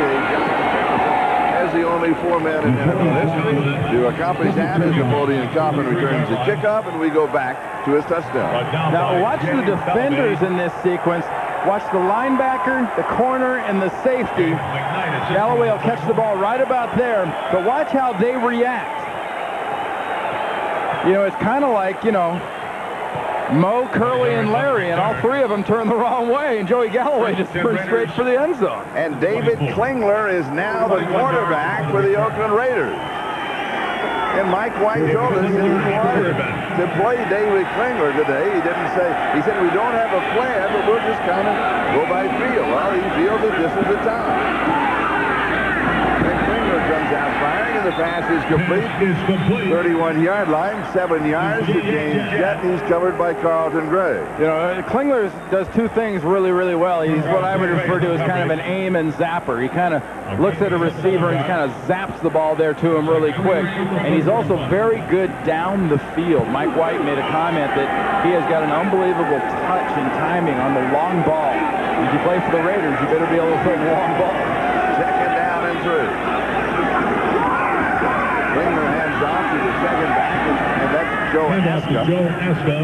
Aska's still bothered by that ankle injury. You can tell right there from that look at Billy Joe Hobert, you see his numbers. He's not what you refer to as a happy camper about the fact that he's no longer in this football game. 13 of 22, 176 yards. 3rd down and 3 with the ball at the 31-yard line. And those are not numbers of a quarterback that deserves to be yanked out of the game. I don't think he was yanked for that. I think he just was yanked. They want to see Klingler. It's the last game of the season. They've got to make some plans. They also got to be 8-8, Charlie, and you don't do it with a guy that came into the season and working somewhere else, doing something else. That's true. Ball start on the offense. Number 82, 5-yard penalty. Still 3rd down. You know, the one interception that Billy Joe Hobert had was there at the end of the half that set up that field goal for the Seattle Seahawks. But honestly, that's a situation. I said it then, I believe it now. You fall on the ball and don't let anything else negative happen to your team and positive to the other guys. You can't blame the quarterback for trying to do what he's being told to do. He is not calling the play. They are being sitting from the sideline with a wig-wagger over his radio. Wig-wag. Well, that's an old football term. He airs this one out. and is incomplete. That's a good-looking pass. Yes, high. High, just perfect spiral. You know, actually, he did, you know, he spent the early part of his career with the Cincinnati Bengals, and you saw the height and the beautiful arc and form on that. Remember who replaced him with Cincinnati? Was Jeff Blake. Jeff Blake also is a quarterback who throws the exact same type of long, looping kind of a long ball. Back in punt formation for the Raiders. Joey Galloway is the punt returner. Leo Aragus is the punter for the Oakland Raiders. That's his first game. Joey at the 28. Whoops. Joey, don't run to the middle of the field because it's been resodded and the footing is simply not there. We're not here. We'll step aside. We'll be back, though. 21-14 Seahawks. This is Charlie Jones, Randy Kreis. In reality, I have a feeling that the holiday season is upon the Oakland Raiders because a lot of gifts have been bestowed upon the Seattle Seahawks. Yeah, Santa Claus is wearing silver and black so far, and it's unbelievable that Seattle has got the lead in this game, but the only reason they have the lead is the Raiders have just given it to them. But meanwhile, they have taken it, and then their quarterback is Gino Torretta, and he just a moment ago threw his first touchdown pass in the National Football League, and guess what? He wanted the ball. You know, yeah, hey, if Joey Galloway, you don't want it. He dropped it. He says, no, I want it. Just give me that thing. Now he's only, what, about 160 or so behind Jerry Rice and collecting balls, touchdown balls. Second down. Lamar Smith is shut down. You know, we say about the Seattle Seahawks in a ball game that they haven't generated any offense. But their defense has really played well, particularly in the red zone, and they have stopped the Raiders time and time again, not giving up the touchdown and forcing them to go for the field goal. Oh, exactly. That has been the highlight. You know, Dennis Erickson came into this thing really expecting to have his team play extremely hard in this game and really lay it out here for us. The doubt has to come from the other side of the ball now. I mean, here's a team in the Raiders. People are expected to go to the playoffs. They're not getting anywhere near that. Third down. Pressure wanted to set him a screen. He'll take a sack. Albert Lewis, Charlie.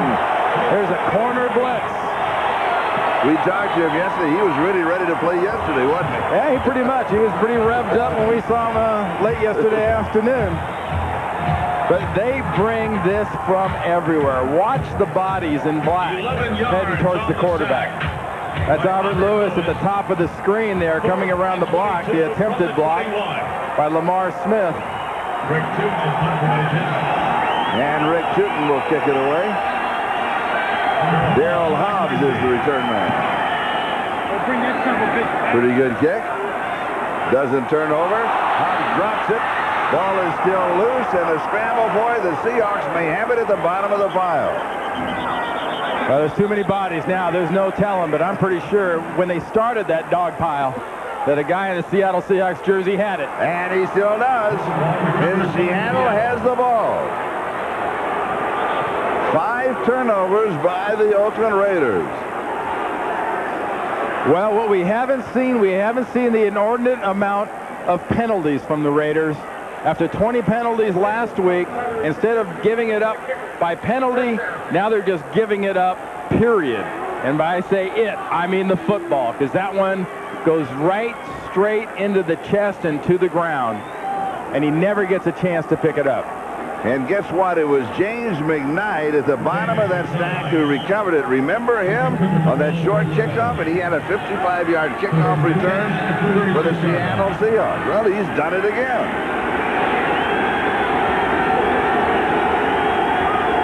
At the Oakland 36-yard line, the Seahawks have the first down. Ritter's pass is low and away, and it'll be second down and 10.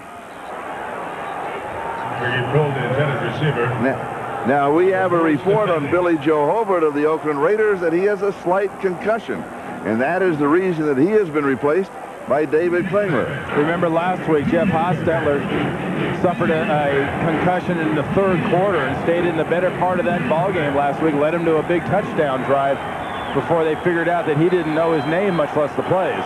Here's an update on that Dallas-Washington game.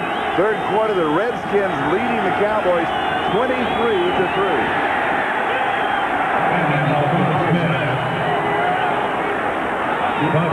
Lamar Smith stopped by Russell Maryland. Now this puts Gino Torretta in a tough spot. I mean, you've tried a pass that was broken up by good defense by Albert Lewis. Then you try to run and lost 3 yards. Now it's 3rd and 13 for Dennis Erickson's quarterback, and you have to be extremely careful about where you throw this ball. I believe this ball belongs in the center of the field somewhere. You put it in the flat against these defensive backs, you open yourself up to an interception.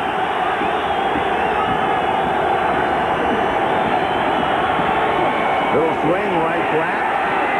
It is pulled in by Lamar Smith, and he is pulled down way short of the first down. By Greg Biekert. Greg Biekert makes the play. And so Seattle unable to capitalize on the fumble recovery. They'll be kicking it to Tim Brown. Well, we've seen the Seattle offense in the second half come out and look extremely similar to the Seattle offense we saw in the first half. Yes.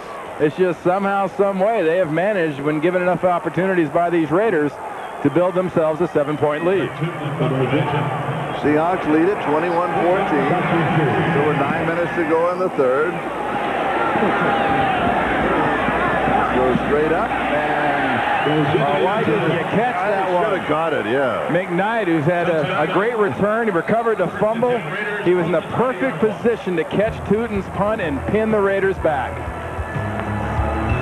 Raiders and the Seattle Seahawks. Oakland has the ball on their own 20-yard line, first down. And Klinger is high and away as he misses on the pass to James Jett. Program note, Christmas Day, join NBC Sports for an exciting NBA doubleheader starting with NBA Showtime in prime time at 5:30 Eastern. And game time at 6 p.m. Eastern. Your Christmas wishes come true as Shaquille O'Neal and the Lakers travel to Phoenix to battle Kevin Johnson and the Suns. In Game 2, Grant Hill and the Detroit Pistons make a Christmas voyage to the Windy City to take on Michael Jordan and the defending world champion. And then you talk about on the other side, Charlie, you talk about Rick Meyer. You know, he's now the number 2 quarterback, and he's going to be playing in a different, colored jersey. They put my magic telescope to work here. We could change colors. We could do a little orange, see how he looks in red, how he looks in, another kind of, how he looks in black. I'm going to tell you something else. We may see how he looks in this ball game when we get to the fourth quarter. We'll explain that to you. Here's the podium Coffin. Ball is loose. Seattle has it. Coming up with it is Corey Harris, and it's another turnover. Fumble on the play, recovery by Kerry Harris. I tell you what, it's Thanksgiving when you normally have a turkey.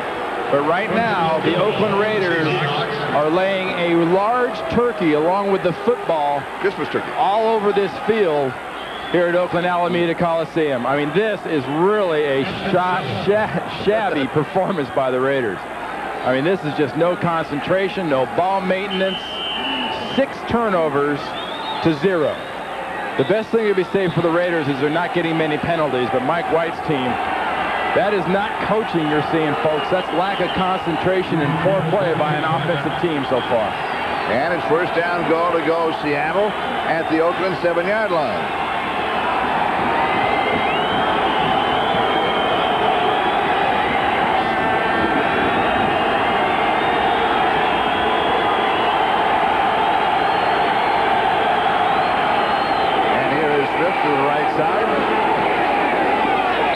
He gets almost to the 3-yard line. Lamar Smith finally brought down by Andre Bruce. Now the players having to be separated. We may have some ejections here. Well, this is a sure sign that the Raiders are reverting back to Chester McLaughlin. Their style of football, which has gotten them all the way to a 7-8 record. So maybe it's time to stop playing their style of football.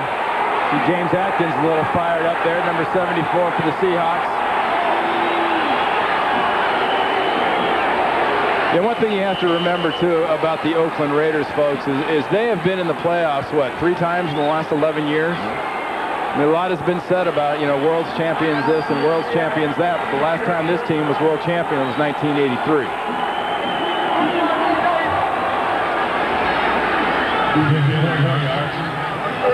Now we've got a timeout. It's kind of a 30-second cooling off time. It's kind of this is a hockey timeout. Nobody threw their gloves down or their sticks or their helmets, but we're going to take 30 seconds off right here, have a little cooling off period. Toretta's going to towel off, squirt off. And gives us a moment to bring out the point of what we started a minute ago about Rick Meyer, who is designated as the number 3 quarterback in the ballgame for Seattle. But once we get to the 4th quarter, if he was to come in now, for example, then the other quarterbacks could not come back in. Gelbaugh, who was injured very early on in the ballgame with a groin strain, Toretta then could not come back in should something happen to Meyer. But if we get to the 4th quarter, then he can come in as the 3rd quarterback, and then Toretta could come back in. Well, with this kind of field position, Charlie, Dennis Erickson could go in at quarterback. A lot of confusion for the Raiders defense. Lamar Smith is the tailback. And Smith is the ball carrier. Lamar Smith. And he is in for the touchdown. And Lamar Smith has scored his 2nd touchdown of the ball game. He has 8 on the year, and there's a flag. So let's see what's going to stand up.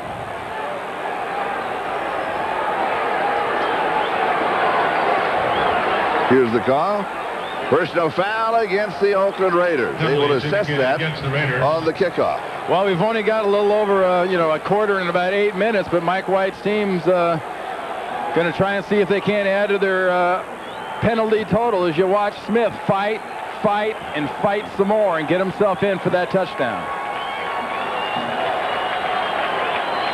Both these touchdowns for this young man today have been high-effort affairs. On the defense, number 51, kicking. The touchdown is good. The foul will be administered on the kickoff. Number 51 is ejected. Lance Johnstone has been ejected on that personal foul. As you heard there, for kicking. And we're not talking extra points or field goals. That's usually kicking a man while he's down on the ground.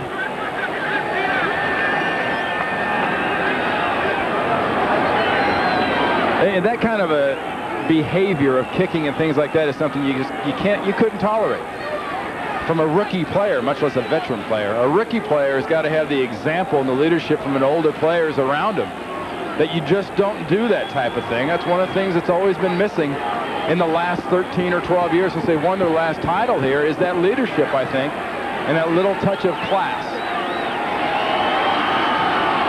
And meanwhile, Lance Johnstone goes into the locker room, being ejected from the ball game. And Todd Peterson will attempt the extra point. It is good. And the Seattle Seahawks now lead the Oakland Raiders 28-14. 7 seconds, time remaining, 3rd quarter. And the Seattle Seahawks in front of Oakland by 14 points. They're up 28-14. And will be kicking off from their 45-yard line. That's due to that personal foul penalty that is placed, assessed on the following kickoff. Will be down in the end zone by Carl Kidd. And Oakland will start once again from their own 20-yard line. I tell you what, you see how close they were holding that smelling salts to Billy Joe's nose? Folks, if you've ever tried smelling salts, there's no way they should be able to hold that close to your nose and you don't flinch and react to it. That's usually a pretty good sign that the signals aren't getting all the way up.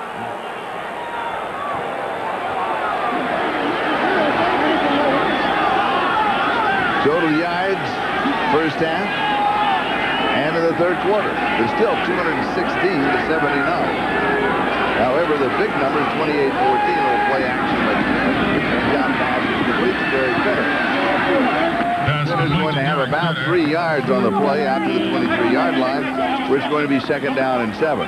Well, you know, we saw that, came back from that last commercial, the beautiful blue skies here now in Oakland, and basically cloudless skies here. And, you know, as cloudless as the skies are, these Oakland Raiders right now are pretty clueless the way they're playing football. They are not executing. They're not taking care of the football.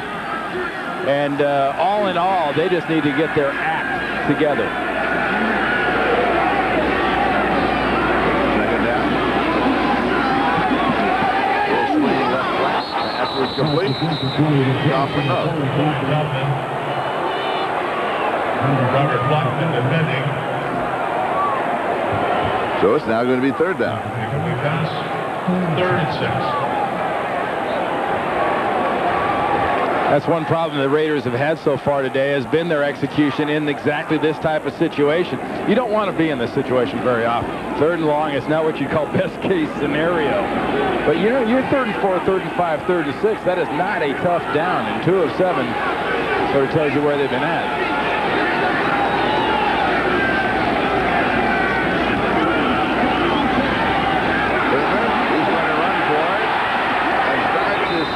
Past the marker.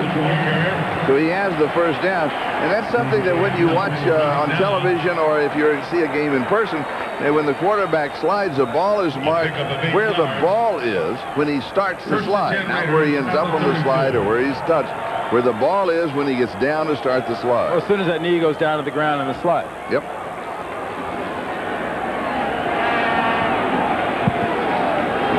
But he doesn't get that carryover for another couple of yards and then the touch by the defender. Now, Greg McMackin's defense with Seattle, the first half played very, very well. And since then, they have been helped as much by the Raiders' offense as they have been by their own game plan. We have flag. Might be a delay or a false start. Before the snap, false start on the offense. Number 76, 5-yard penalty, first down. On Steve Wisniewski.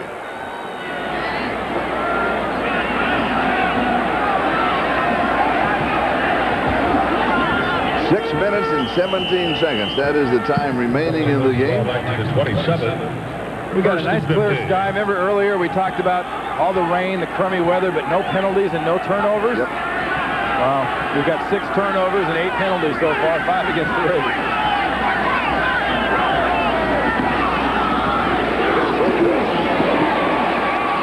Singer's pass far side is complete. James Jett pulls it in. And really, the Seattle defense will keep giving the Raiders these types of plays, these little quick ones like that, because this is basically saying just fine. If you want to drive the ball 12, 14 plays, you want to do that to score a touchdown, fine, but we don't think you can. 2nd down and 7. On the backfield, it's Spinner again. He's got the first down out to the 50-yard line.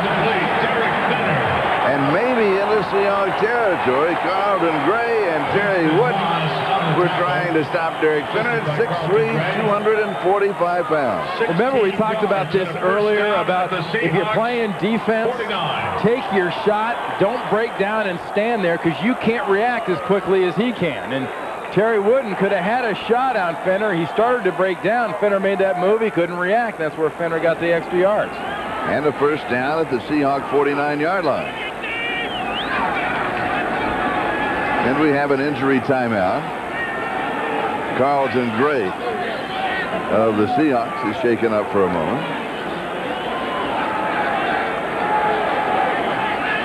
Carlton Gray is going to be an unrestricted free agent at the end of this season. Coming into next year for the Seattle Seahawks. He's pretty excited, actually, after talking to him yesterday about testing the waters out there for him, see what kind of market he's had. Had some injury problems early in his career, but he's one of those guys you don't hear much about defensively around the league. And most of the time, when you don't hear something about a guy during a game and he plays corner, it's a good sign, because that means people aren't throwing at him.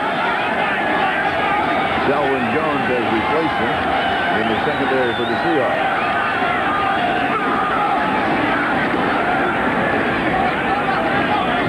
Derek Finner getting the call. Brought down by Winston Moss. Looking for a yard on the play. It'll be 2nd down and 9. Terry Wood assisting in the play. A 2-yard gain. Now the Raiders are showing this no huddle, kind of a Buffalo type offense. They're not really in much of a hurry. They're just not getting into a huddle.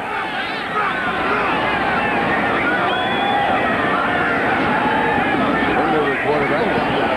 Pass is complete. It is caught by Hobbs. He is pushed back. Now he recovers. It's a nice recovery. As he was hit on the far side, a flag is down. He was knocked back about 5 or 7 yards. And then he did the grand circle route and almost picks up the first down. We'll have to check out the marker. May have been a face mask. Well, he did a little circle route on his way to the ground, too. Might have had somebody yank on his face mask and help him do that thing.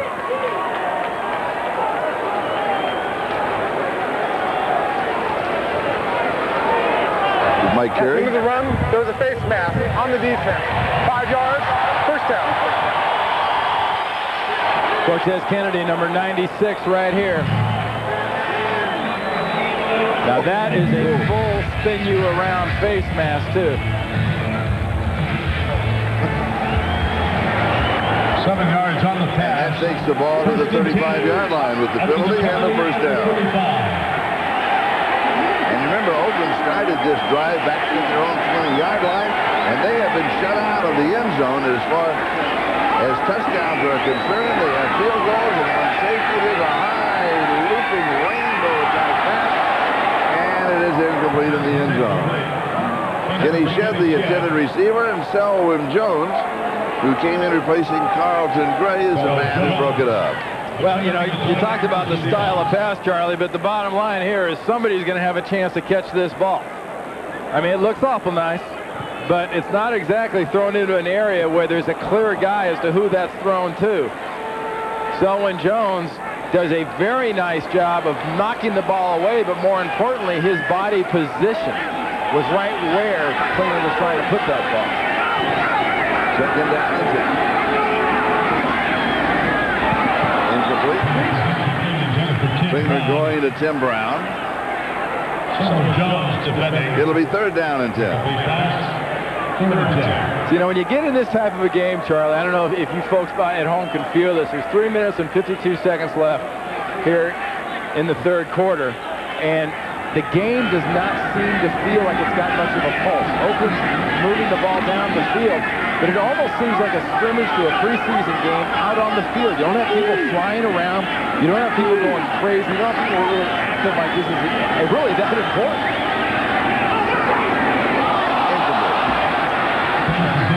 That was third down and 10. Hobbs, the intended receiver. So it'll be fourth down. Right on that play there, they ran a zone blitz against the Raiders offense, and, you know, Mike White, our quarterback, had that ball tipped away by defensive end, Mike McCrary. Seahawks out in front, 28-14, as Leo Aragus of the Raiders will be kicking. Galloway dropping back for the Seahawks. Aragus in formation for the Raiders. Galloway makes a token appearance at the 10-yard line as a returner.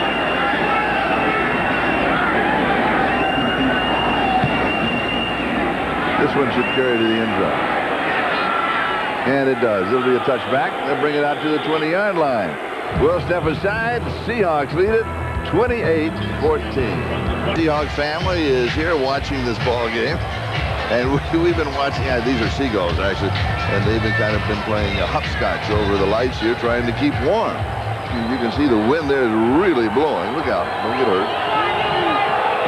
And they're playing a bit of leapfrog. When the music stops, you have to be on the right line. The Seattle Seahawks, the rewind. Oops, there's a false start. Derry Graham is going to be called for it. False start on the offense, number 77. 5-yard penalty. It remains first down. Back to the 15-yard line, first down and 15. You know, an offense hasn't done a lot of run blocking when you look at their offensive line and you see how clean they are. You look at the uniforms of the offensive line of the Seahawks, all they've really done is pass protect some for their quarterback. They haven't been in for that many plays. This team just somehow managed to take advantage of so many mistakes by the Raiders, and they've already scored 28 points with mirrors. And the Seahawks lead it 28-14.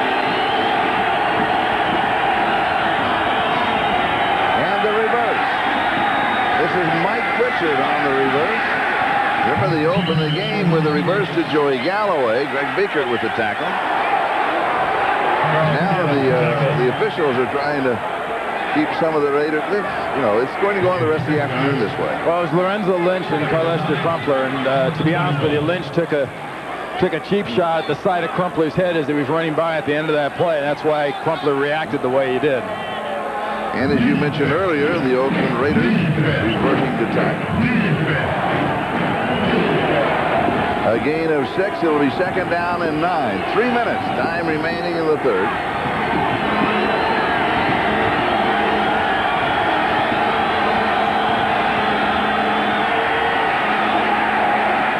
Lamar Smith. Just a couple of yards. That's going to be it. Maybe only one. Chester McLaughlin was there along with Greg Biekert, who has been everywhere on defense for the Oakland Raiders. Anywhere between the numbers so far today, Greg Biekert, it seems, has been a factor. And it's really, to be honest with you, it's the kind of year this guy has had at inside linebacker. He has made those kind of plays all year long for the Silver and Black Raider football team. He is one of the few real highlights, I think, on the defensive side of the ball this year for the Raiders, along with Chester McLaughlin. Third down and 8.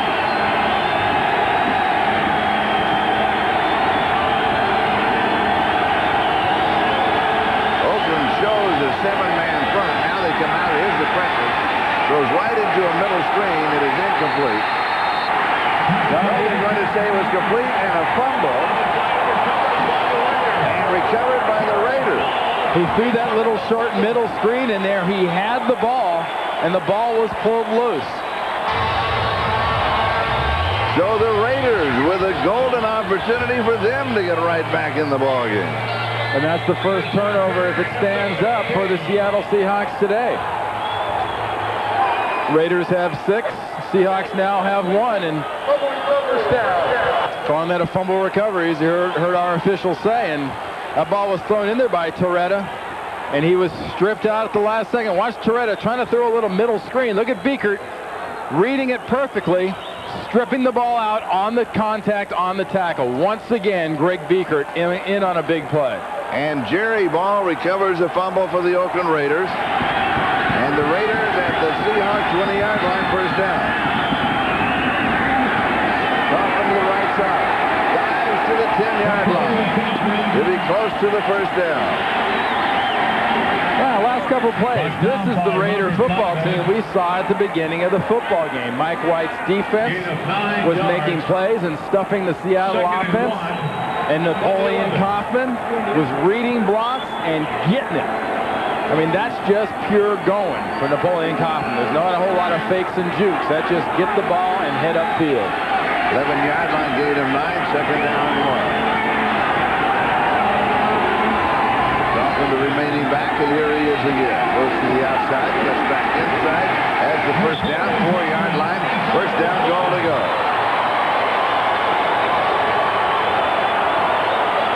This guy, Kaufman, is really taking advantage of some nice blocking up front. Just look at the guys in black and the job they're doing. You got Glover doing a nice job. You got pulling around Lincoln. Kennedy does a nice job. Look at that, Mike Sinclair. There's Glover and Sinclair, the pro baller. There's Lincoln Kennedy pulling around, getting a little something on Terry Wooden. And then that's just Napoleon Kaufman getting it. It being the yards in this point. And we have an equipment timeout with 1:03. That is the time remaining in the third.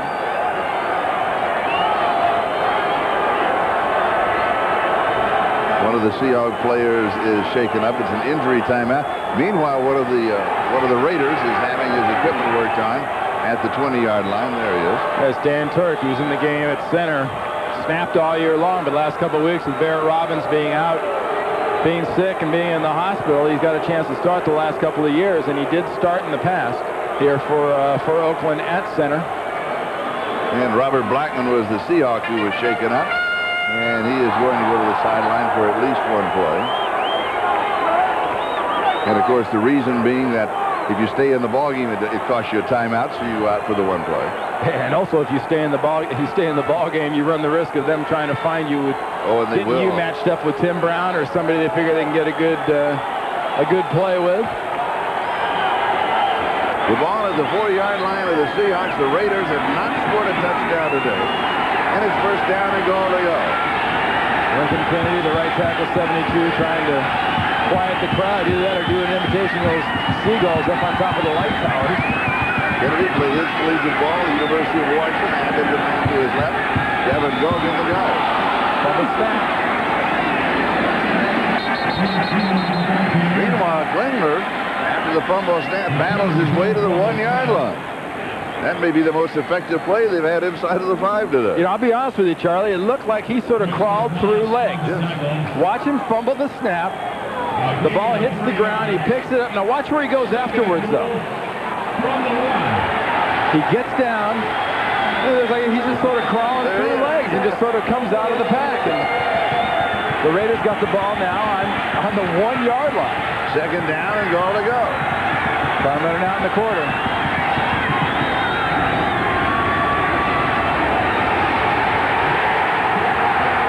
Gelbaugh, Charlie, at fullback, leads them in for the touchdown. And Derek Benner scores. Now that's a fullback. That is what you refer to as an extremely fullback. Gets a nice lead block right into Terry Wooden. Wooden never really has a chance. Wooden goes about 235 pounds. Gelbaugh goes 325-ish and makes a heck of a dent in that defense. And here now is the extra point. Time has run out in the quarter. It is up. It is good. To add 7 to the total of the Oakland Raiders. And after 3, the Seattle Seahawks lead 28-21. That's the end of the third. We'll be right back after these messages from your local station. Jones, Randy Cross. We start the fourth quarter as a scoring by quarters. And Seattle up over Oakland 28-21. Corey Harris is the deep back, throws it at the 7-yard line. A little hip-hop move at the 20. He goes to the 25 where he's down at that point. 7-yard line.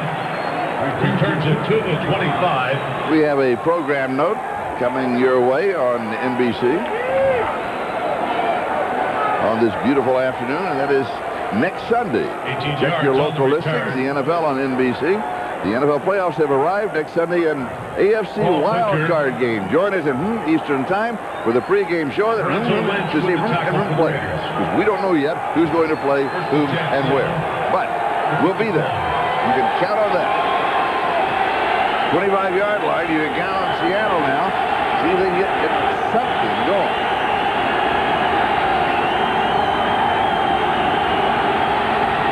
Little play action fake.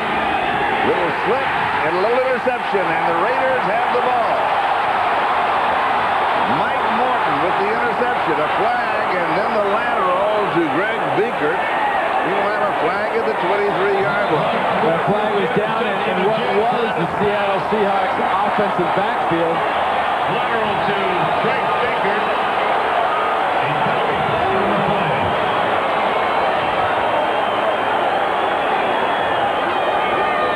That was not a forward lateral, I don't think, so that can't be the call.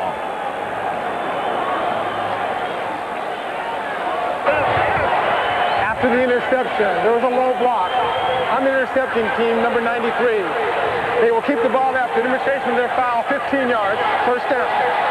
Called on Gelbaugh, the interception by Mike Morton, and the Raiders have the ball. It's a low block down around the knees, which you refer to usually as a chop-type block. And to be honest with you, defensive linemen love to get offensive players, running backs, quarterbacks, and those type of positions where they can put a cut block down into the lower body. But during a return of any kind, it is illegal to block down below the knee. First and 10 Raiders. And the Raiders will have the ball at the Seattle 48-yard line. First down. Raiders trailing by 7, 28-21 as we open the fourth quarter. Winkler goes deep, and he's almost intercepted.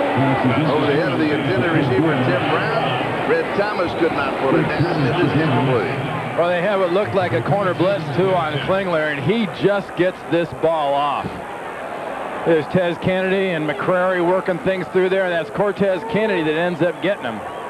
And that is an eyelash away from being a sack for Cortez Kennedy. Second down and 10. We call it almost sack. Like a bagging? It's in my bagging. Well, half in the bagging. Right side, pass is complete to James Jennett. goes out of bounds. Oh, and Jet does a nice job, too. Remember, we keep talking about this field and the condition. You see the slop coming off of Jet's arm and shoulder and that whole side of his body from skidding, but he does not mess around. He doesn't try to make a cute move. He catches the ball, lowers his shoulder, and goes. Just goes right through Selwyn Jones trying to make that tackle. Selwyn Jones in replacing Carlton Gray. They've been going right at it. Incomplete. Darrell Hobbs, it was right there between the numbers, and it came out. Oh, David Klingler just gunned that thing right at the right shoulder of Darrell Hobbs. You know, sometimes a ball like this, you almost don't want to let it get into your body. You want to get it with your hands before it gets to your body, because if it gets to your body, it's bouncing out of there quickly. And it's leaving bruises. 2nd and 10, 36-yard line.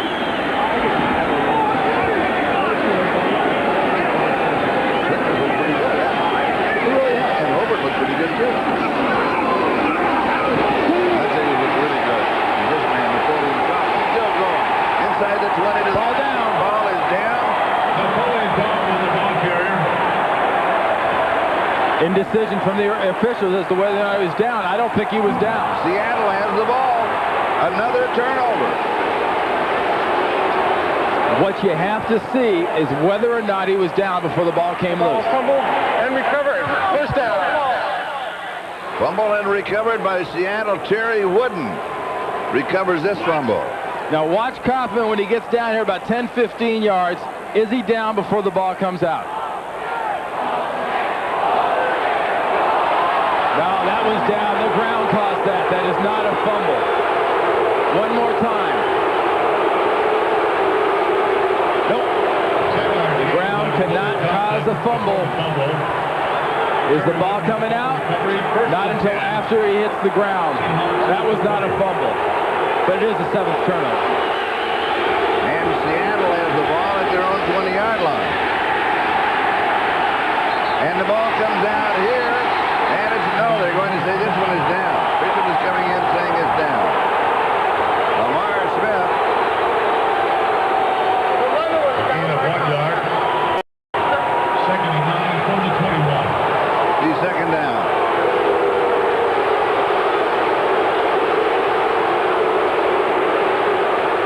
Ooh, crowd's turning. Crowd's turning on him. Yeah, life's tough. Yes, it is. Watch Lorenzo Lynch. Is he down before he gets his ball stripped out? The knee is down. The ball is not. There you go. That was stripped late. He was down.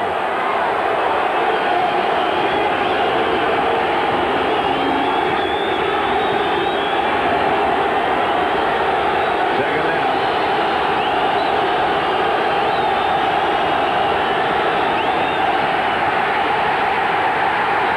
And Toretta is sacked by Chester McLaughlin.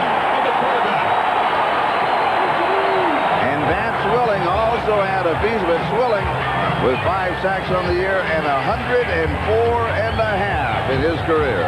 This is nice team defense. A persistent pass rush, and really a lot of very good coverage down the field. You know, Gino Toretta, as you'd expect, we talked about them blitzing and or stunning him a lot. They got a lot of chances to get after this guy in his first try in the NFL. 3rd down and 14. And timeout.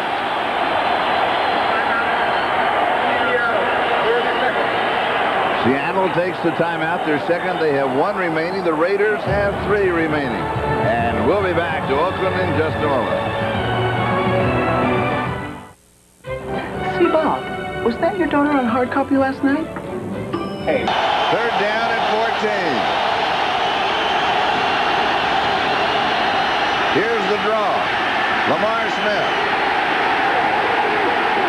Still struggling. 2 flags are down. He struggles all the way to about the 20-yard line. But there are a pair of flags. Carrington and Lynch on the stop. Lorenzo Lynch with the tackle. There was what you might refer to as a consensus. As hard as he was fighting, there's a chance this is a face mask later on in this play. at the end of the run. The face mask on the defense, number 43. 5-yard penalty only, third down. It's on Lynch for 5 yards. Charlie, key here. Late in the play. How late? He's fighting. He's fighting. Right there. See the right hand of Lynch just gets on the mask. That was not so much a pull as it was a brush. And that's the reason it was only the 5-yard penalty. And the ball is spotted at the 25-yard line. It is fourth down. And the Raiders are only 2 penalties away. No, it's third down. They're only 2 penalties away from setting the record. They need 8 and 94 yards. Is it setting a record when you already hold it? Well, breaking your own record. How's that?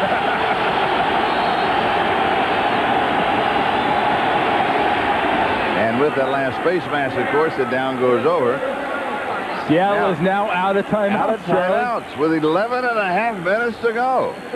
Now, there's a man who never had his timeouts counted. Whoa. The first thing I want, what's he get for Christmas? Anything he wants. What do the you, whole store. What do you buy this guy for Christmas? I mean, a motivational book, perhaps. How do you wrap a side of beef? I don't know where he wants a side of beef or he prefers still on the hook. You want to tickle me, Elmo? He probably can get one. Now there's a man who's waiting for his ship to come in, and I think he's in the wrong harbor. You know what it says in the back of this guy's jersey? Violator. How apropos, the most penalized team in the league this year, and probably of all time, should have a fan with Violator on the back, because they're the lead violators in the NFL. They're down in 5. Here comes the blitz again, and it is incomplete. Joey Galloway, the intended receiver, still needs, we believe, 8 yards to reach that 1,000-yard mark for the second year. 5 yards to go. And the Raiders continue to blitz Gino Torretta. In that case, it was once again Lewis coming off the corner as a cornerback on that blitz right into Gino Torretta's face. And Rod Tootin is going to kick it away to Tim Brown. Seahawks are up 7, 28-21. Another bad kick. He had a series of bad kicks in the first half. Bobbled, dropped, and then covered by Tim Brown. But Tootin kicking well, and now he comes back with that low-line drive. We'll be back in just a moment. Under an absolutely gorgeous sky with a sprinkling of clouds. If you've been with us today, we've seen a little bit of everything here as far as the weather is concerned, but right now, it is simply gorgeous. We have 11 minutes and 21 seconds left to go in the ball game. The Oakland Raiders have the ball at their own 37-yard line, and they are down by 7.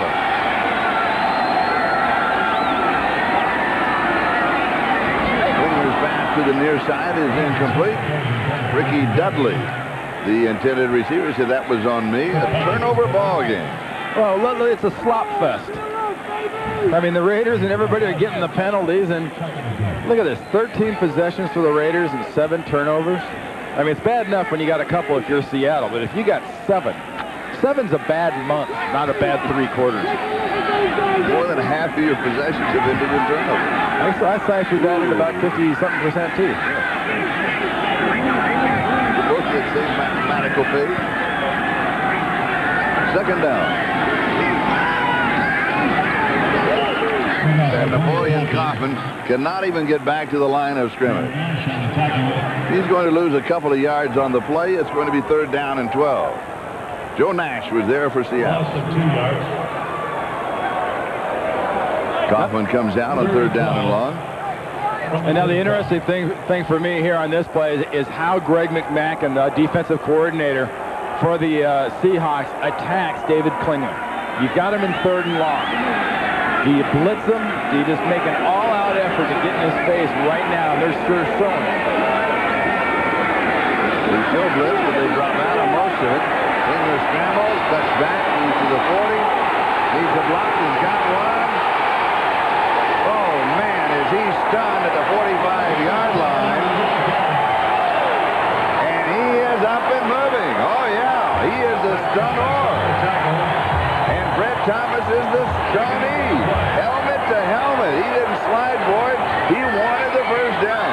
they showed him blitz. What he got was a blitz zone. And now it's just great timing. Ricky Dudley gets the last block right there. Working on Corey Harris.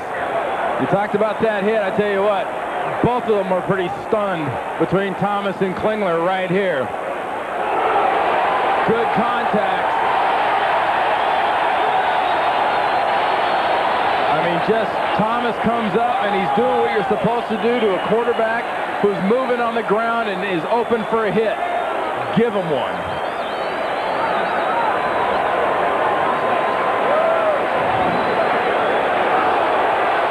Thomas, the cornerback of the Seattle Seahawks, in that collision with the quarterback David Klingler of the Raiders, was stunned. Now he has been helped to the far side. Klingler is up. He's ready to go. Now, 4th down and about a foot, and the Oakland Raiders are going to go for it. This is high-stress time for both coaching staffs right here.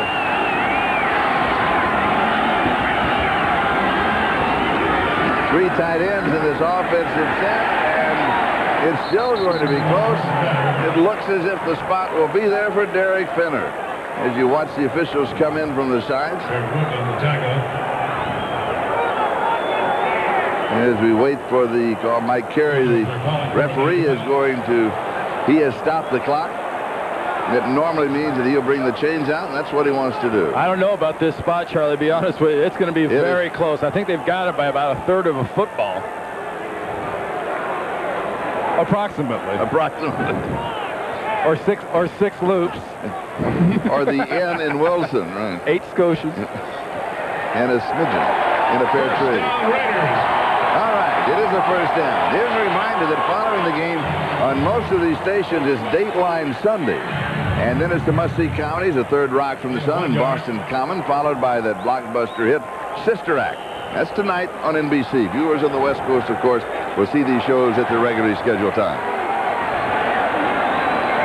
And speaking of time, just over 9.5 minutes time remaining in the ballgame. And the Seahawks lead by 7, 28-21. To the quarterback for Oakland, and he is pulled down. And Michael McCrary, who came into the ballgame with 9.5 sacks, will add 1 more to his total. And the Raiders have the ball back at their own 41-yard line. It's one thing about this Seahawks defense. You look at the sacks they have as a team and the sacks they have as a front four. I mean, with what Sinclair's done, what McCrary has done, Cortez Kennedy, Sam Adams, they get after quarterbacks, and it doesn't really jive up too well with Greg McMackin's defense's numbers as a whole. 2nd down and 15. Finger comes out firing to Tim Brown. Brown has it. He's going to have 5 or 6 yards. It'll be 3rd down and about 9. Corey Harris with a stop. Give it 6 yards. Another guy, we talked about Galloway being not much of a factor. Just a couple of passes so far to Tim Brown. You know, that one being his 89th, tying his Raider high at 89 catches. Leaves him 6 behind Todd Christensen, one of your former partners. 89, 89, 89. 1 more to get off of that strike. Go to 90 for the first time. 3rd down and 9.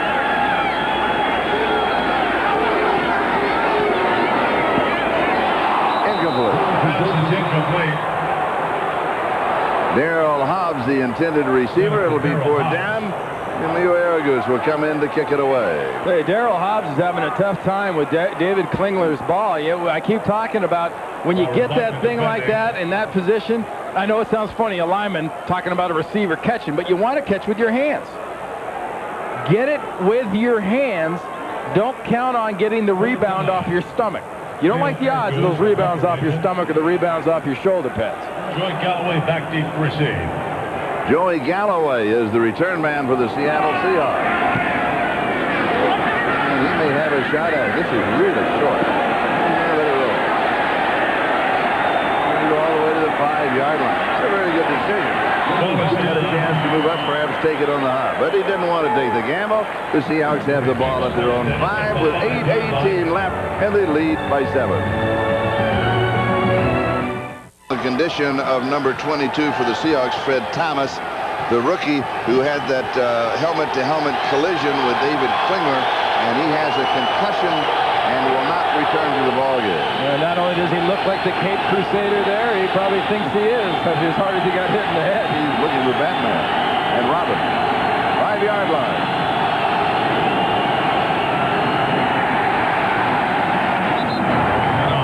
Not a lot there. Well, if I'm the Raiders right here, I absolutely go after Gino Torretta in this offense. Mike White's got them in the noisiest part of this stadium right now, backed up, you know, on their own about 3 or 4 yard line. The crowd's going to help you out. Just let it loose. I mean, take all the leashes off the dogs and let them go. 1 yard. Loss of a yard to the 4. Second down and 11.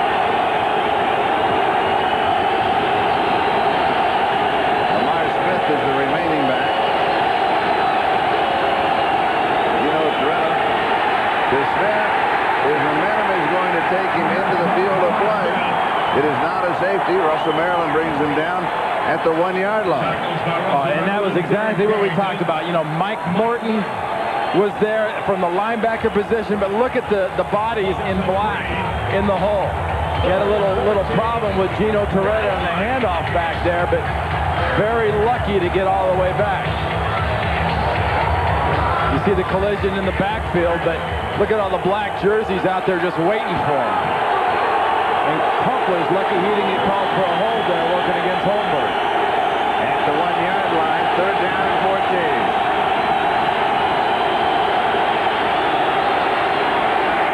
Then out to about the 2, Greg Biekert shuts down Lamar Smith. And that means that Rick Tootin will be kicking with the back edge of the end zone. This is a hit by 54, Greg Biekert in the backside linebacker position. Kapaya to the ground. And a report. Remember the problems, Charlie, that Rick Tootin has had punished. Not only does he have to worry about stepping out of the end zone, he's got to worry about that rush. And if he steps out of the back edge, no, he's going to get it away. Oh, good catch. Then Brown backs up, takes it to the 47-yard line, has an opening. He's to the 30. A flag is down, and he is down. Going to get a push in the back, Charlie. Drew Innocent again with a tackle for Seattle. That's the third time in the ball game that he's had the tackle on the special team. I think it's going to be against James Folston, the linebacker, number 55, for an illegal block.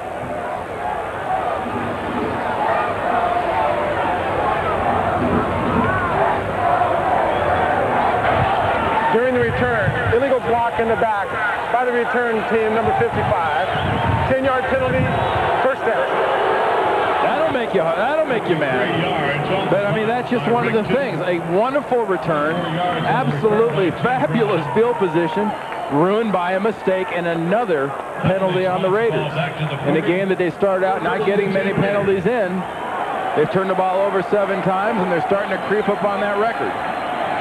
They're not that far away from setting a new record, breaking their own. Their record is 156 penalties for 1,274 yards. That is the old record. Here's Napoleon Conner. Inside the 35 to the 34-yard line. He has 6 yards, and it's second down and 4. And that's the best solution to a stumbling type of offense right now, is to keep giving him the ball. Kaufman's asking for a towel right here. You see the way he was moving his hands, his fingers like that? He wants a towel because his hands are all muddy because that field is so wet. They're getting a lot of that kind of slick, brownish, almost like a silicone-type dust forms on your hands from getting that stuff on your hands. That's why the ball gets so slippery. He's replaced by Derek Finner. Klingler to throw. Little swing to Finner, right flat. Heads for the first down mark, and he's got it. 28-yard line. Derek Finner, who scored the touchdown for the Raiders, stopped by Corey Harris, but not before he picked up the first down. You know, the same thing happens again. We've talked about it a few times today. When you get your chance, take your shot. And right there in that case, Corey Harris broke down in front of the running back Fenner and didn't take his shot, and Fenner just ran right by him.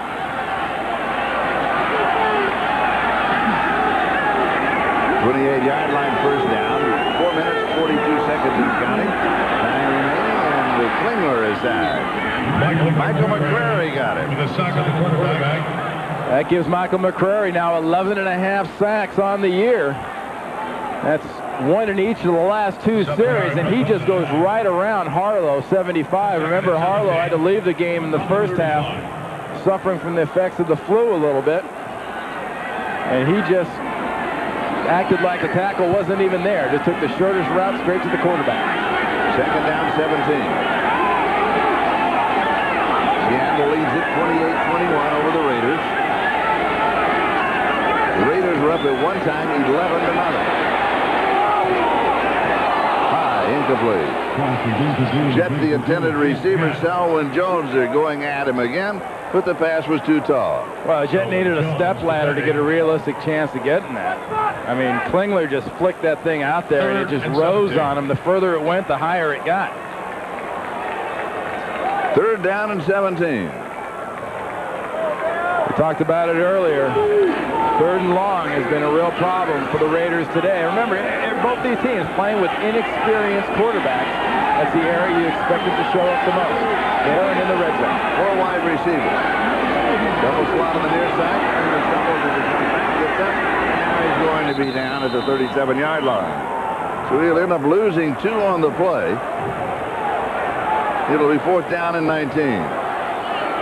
It's just one thing after the other. If it's not floating away, it's trying to do your best dance fever imitation, getting your foot stepped on. See, when a quarterback does that, he kind of springs back up like maybe nobody saw it. Wilfred here. Leo Araguz will be kicking. Joey Galloway is the return man.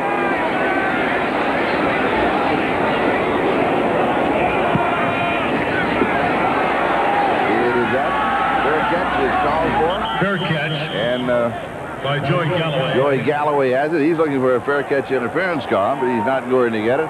Here's a program note. The NFL playoffs have arrived. We now have this information, and it has been announced. Next Sunday, we will bring you, that's next Sunday now, week from today, an AFC wild card game.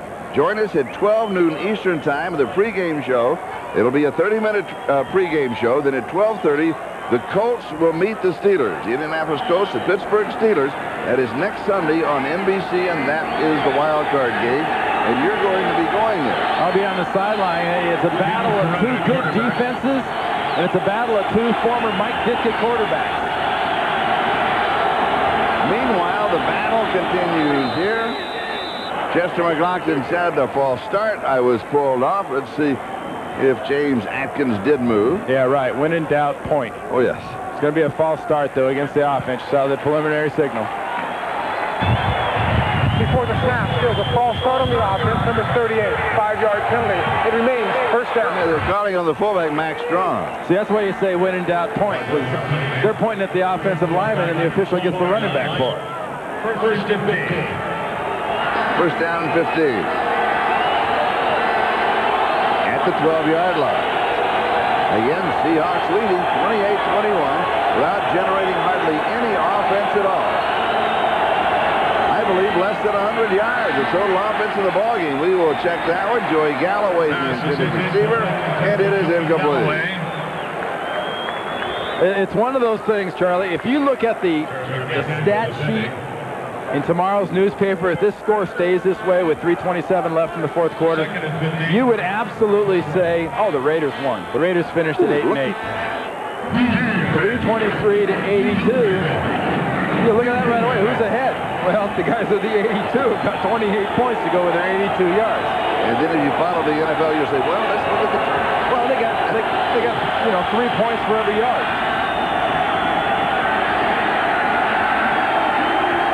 Smith. Not able to get anything going. Mike Morton, who has a fumble recovery for Oakland, makes the tackle. It'll be 3rd down and 13. And we have an Oakland player who is down. That is Chester McLaughlin, who is down.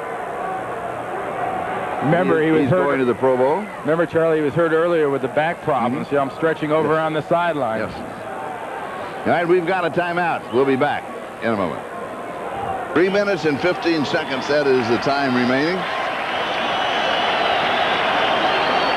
Chester McLaughlin coming to the sideline.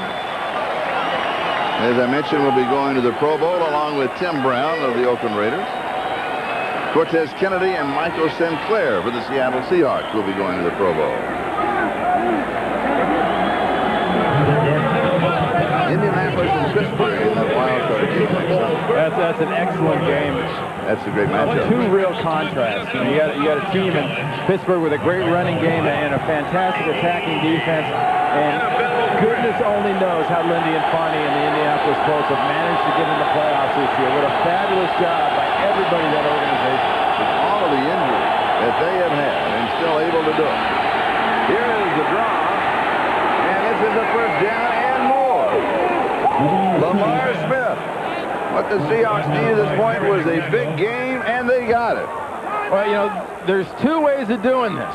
Okay, the two ways is you either go straight or you do a little bit of this. Or you do what Lamar Smith does. Watch what he does. And a first down at the 36. Remember, the first line was a straight one. Well, the first one is crooked. Then he goes straight. Now he goes crooked. So it's just a little mix. He's doing a little bit of both. He's attacking and he's making a miss at the same time, and it's exactly what Gino Torretta in this offense needed. And Oakland takes a timeout, stopping the clock with 2:44. That is the time remaining. Albert Lewis is limping as he comes to the near sideline for the Oakland Raiders. But back to that matchup in the wild card next Sunday on NBC, Indianapolis and Pittsburgh. Yeah, I mean, Indianapolis, you know, remember, folks, all the problems they've had this year and the injuries, and Jim Harbaugh's been absolutely pummeled at times at quarterback.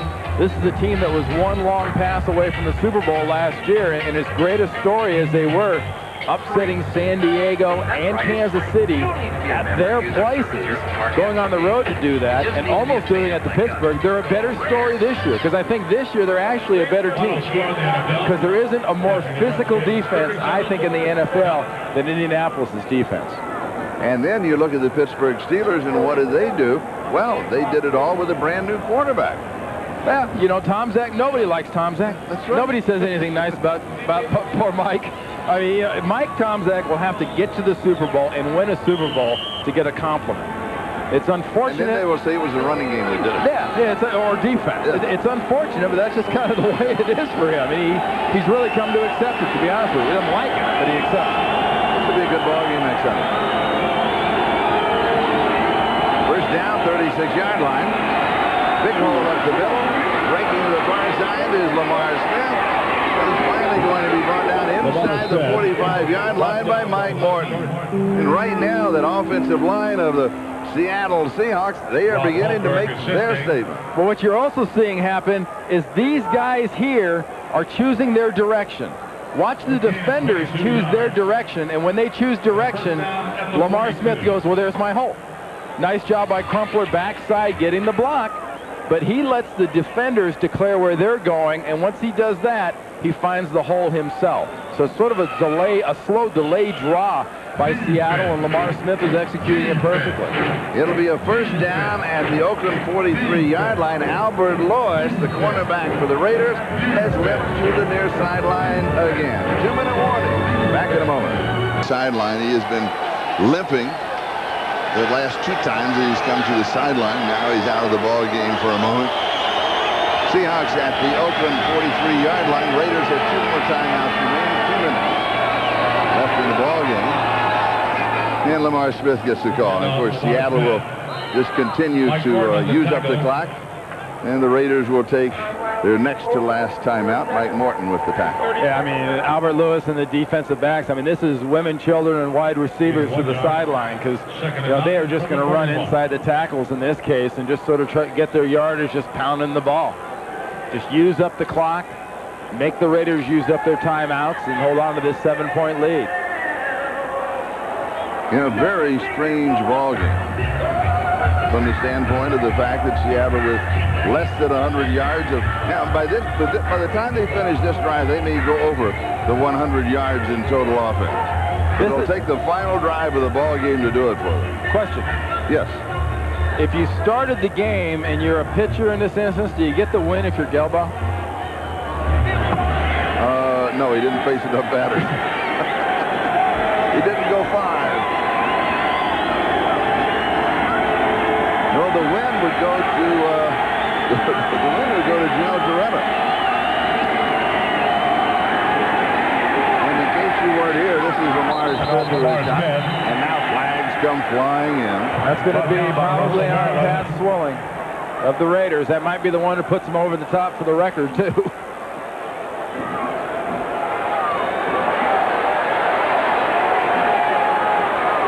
And meanwhile, the pushing and shoving and the arguments continue.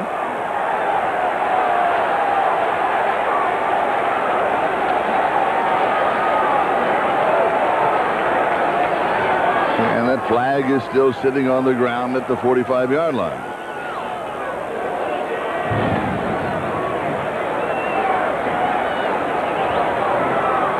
Here's the call. Personal foul on the offense, number 52. Late hit after the ball was dead. A continuing action foul. Repeat, second down.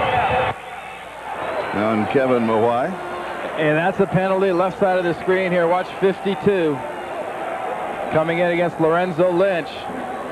Right at the end of that play. Puts a pretty good decleater on Lorenzo Lynch. And that's why Pat Swilling came after him.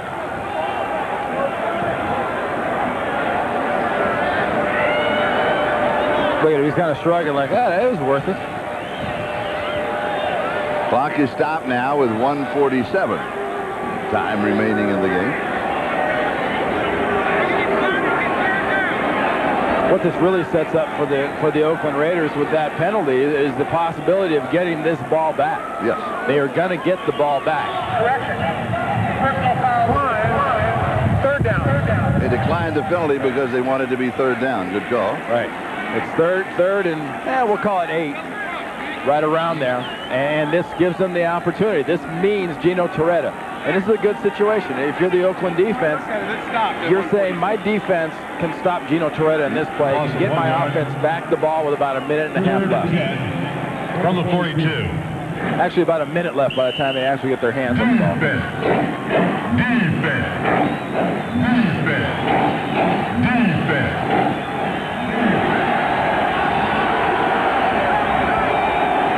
Third down. Ricky Paul is the motion man. And Lamar Smith just seeing if he finds anything at all as far as running in is concerned. Now the Raiders will take their last timeout as they stop the clock with 1 minute and 36 seconds left in the ball game. So they'll have plenty of time. Well, remember, Billy Joe Hobert had to finish the Raiders game last week against Denver with a 2-minute drill and was intercepted, couldn't quite pull that off, and that's pretty understandable for a guy that probably hasn't run that in practice very often. How many 2-minute drills do you think David Klingler has done lately? I mean, the last 2-minute drill David Klingler did in a game might have been for David Shula at the Cincinnati Bengals. I think you're right.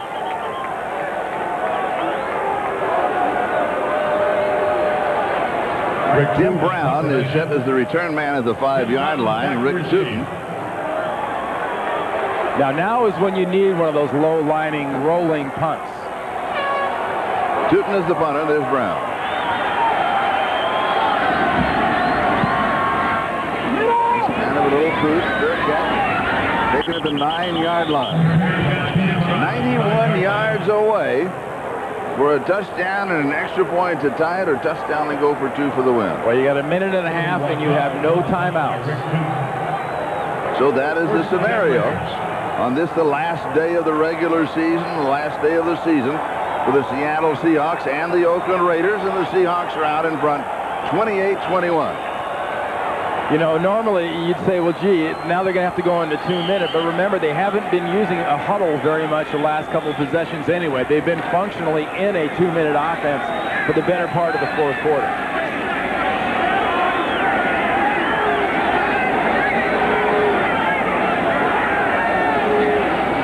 Klingler to throw. Far side, and it is pulled down by Tim Brown. Nice grab. Number 90 on the year. He finally got off that 89 number, and that was a nice throw by David Klingler. First time in Tim Brown's NFL career that he's had 90 receptions.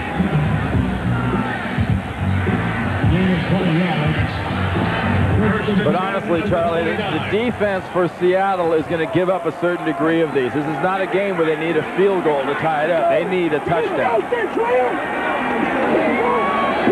down, 29-yard line.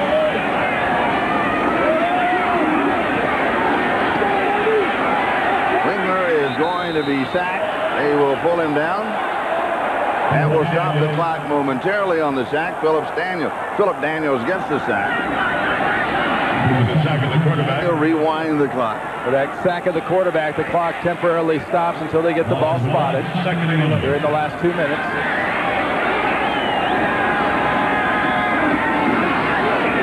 And Klingler has all the room in the world. He just lowers his helmet. He's got the first down. He's up ready to go again. I tell you, he should have gone out of bounds. Yeah. I don't know why he ran back in the middle of the field. He wouldn't have got the first down, but he would have stopped the clock. First down. And he may spike it here just to stop the clock. That's what he'll do. 44 seconds. That is the time remaining. You're right. He cost, 10, 12 seconds by coming back to the middle of the field rather than going to the far side. But now's the situation. You remember the dreaded prevent defense? Well, Greg McMackin there is checking his list. See, the list has got all the situations on it. You know, if they come out in 2 wide receivers, if they come out in 3 tight ends, and it's got a little section also about the end of a game defense. You're going to see the end of the game defense where you'll see at least 3 to 4 defensive backs 15 to 20 yards off the ball. 42-yard line. Second and 10 after spiking the ball. Dumps it off right side, incomplete. Derek Finner, the intended receiver. Well, good pressure there by Kennedy and McCrary coming from Klingler's backside to put the pressure on, causing that incompletion. If there's ever a time you need protection, it's in the 2-minute drill like this. You cannot be hit and harassed if you want to be successful. And for the Seattle Seahawks, they need to stop the Oakland Raiders on these 2 plays to allow them to take over on downs and run out the clock and have the victory. Oakland wants to be 500 at 8-8. You lose this game, Seattle wins. You share the cellar in the AFC West at 7-9. Again, dumps off to the right side.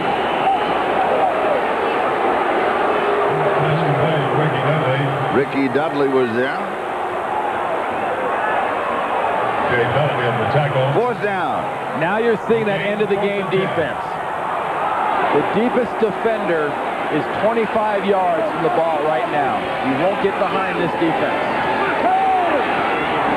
And it is incomplete. That was 4th down and 10.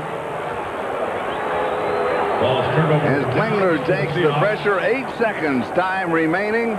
And all that the Seahawks will have to do is to come out and take the snap and run it off. And that will have to happen before it can be an official game. Now remember, ending the game on a positive note, and the Seattle Seahawks somehow, some way have managed to end it on a positive note with a win in a game they really have no business winning by the value of the offense they put on the field. But the defense played well, the special teams played well, and the Raiders really cooperated and gave them the ball a lot. And they took advantage of it. Every time that the Raiders gave them an opportunity, they cashed in on it. And now they need only to take the snap, kneel down, and that will make it official.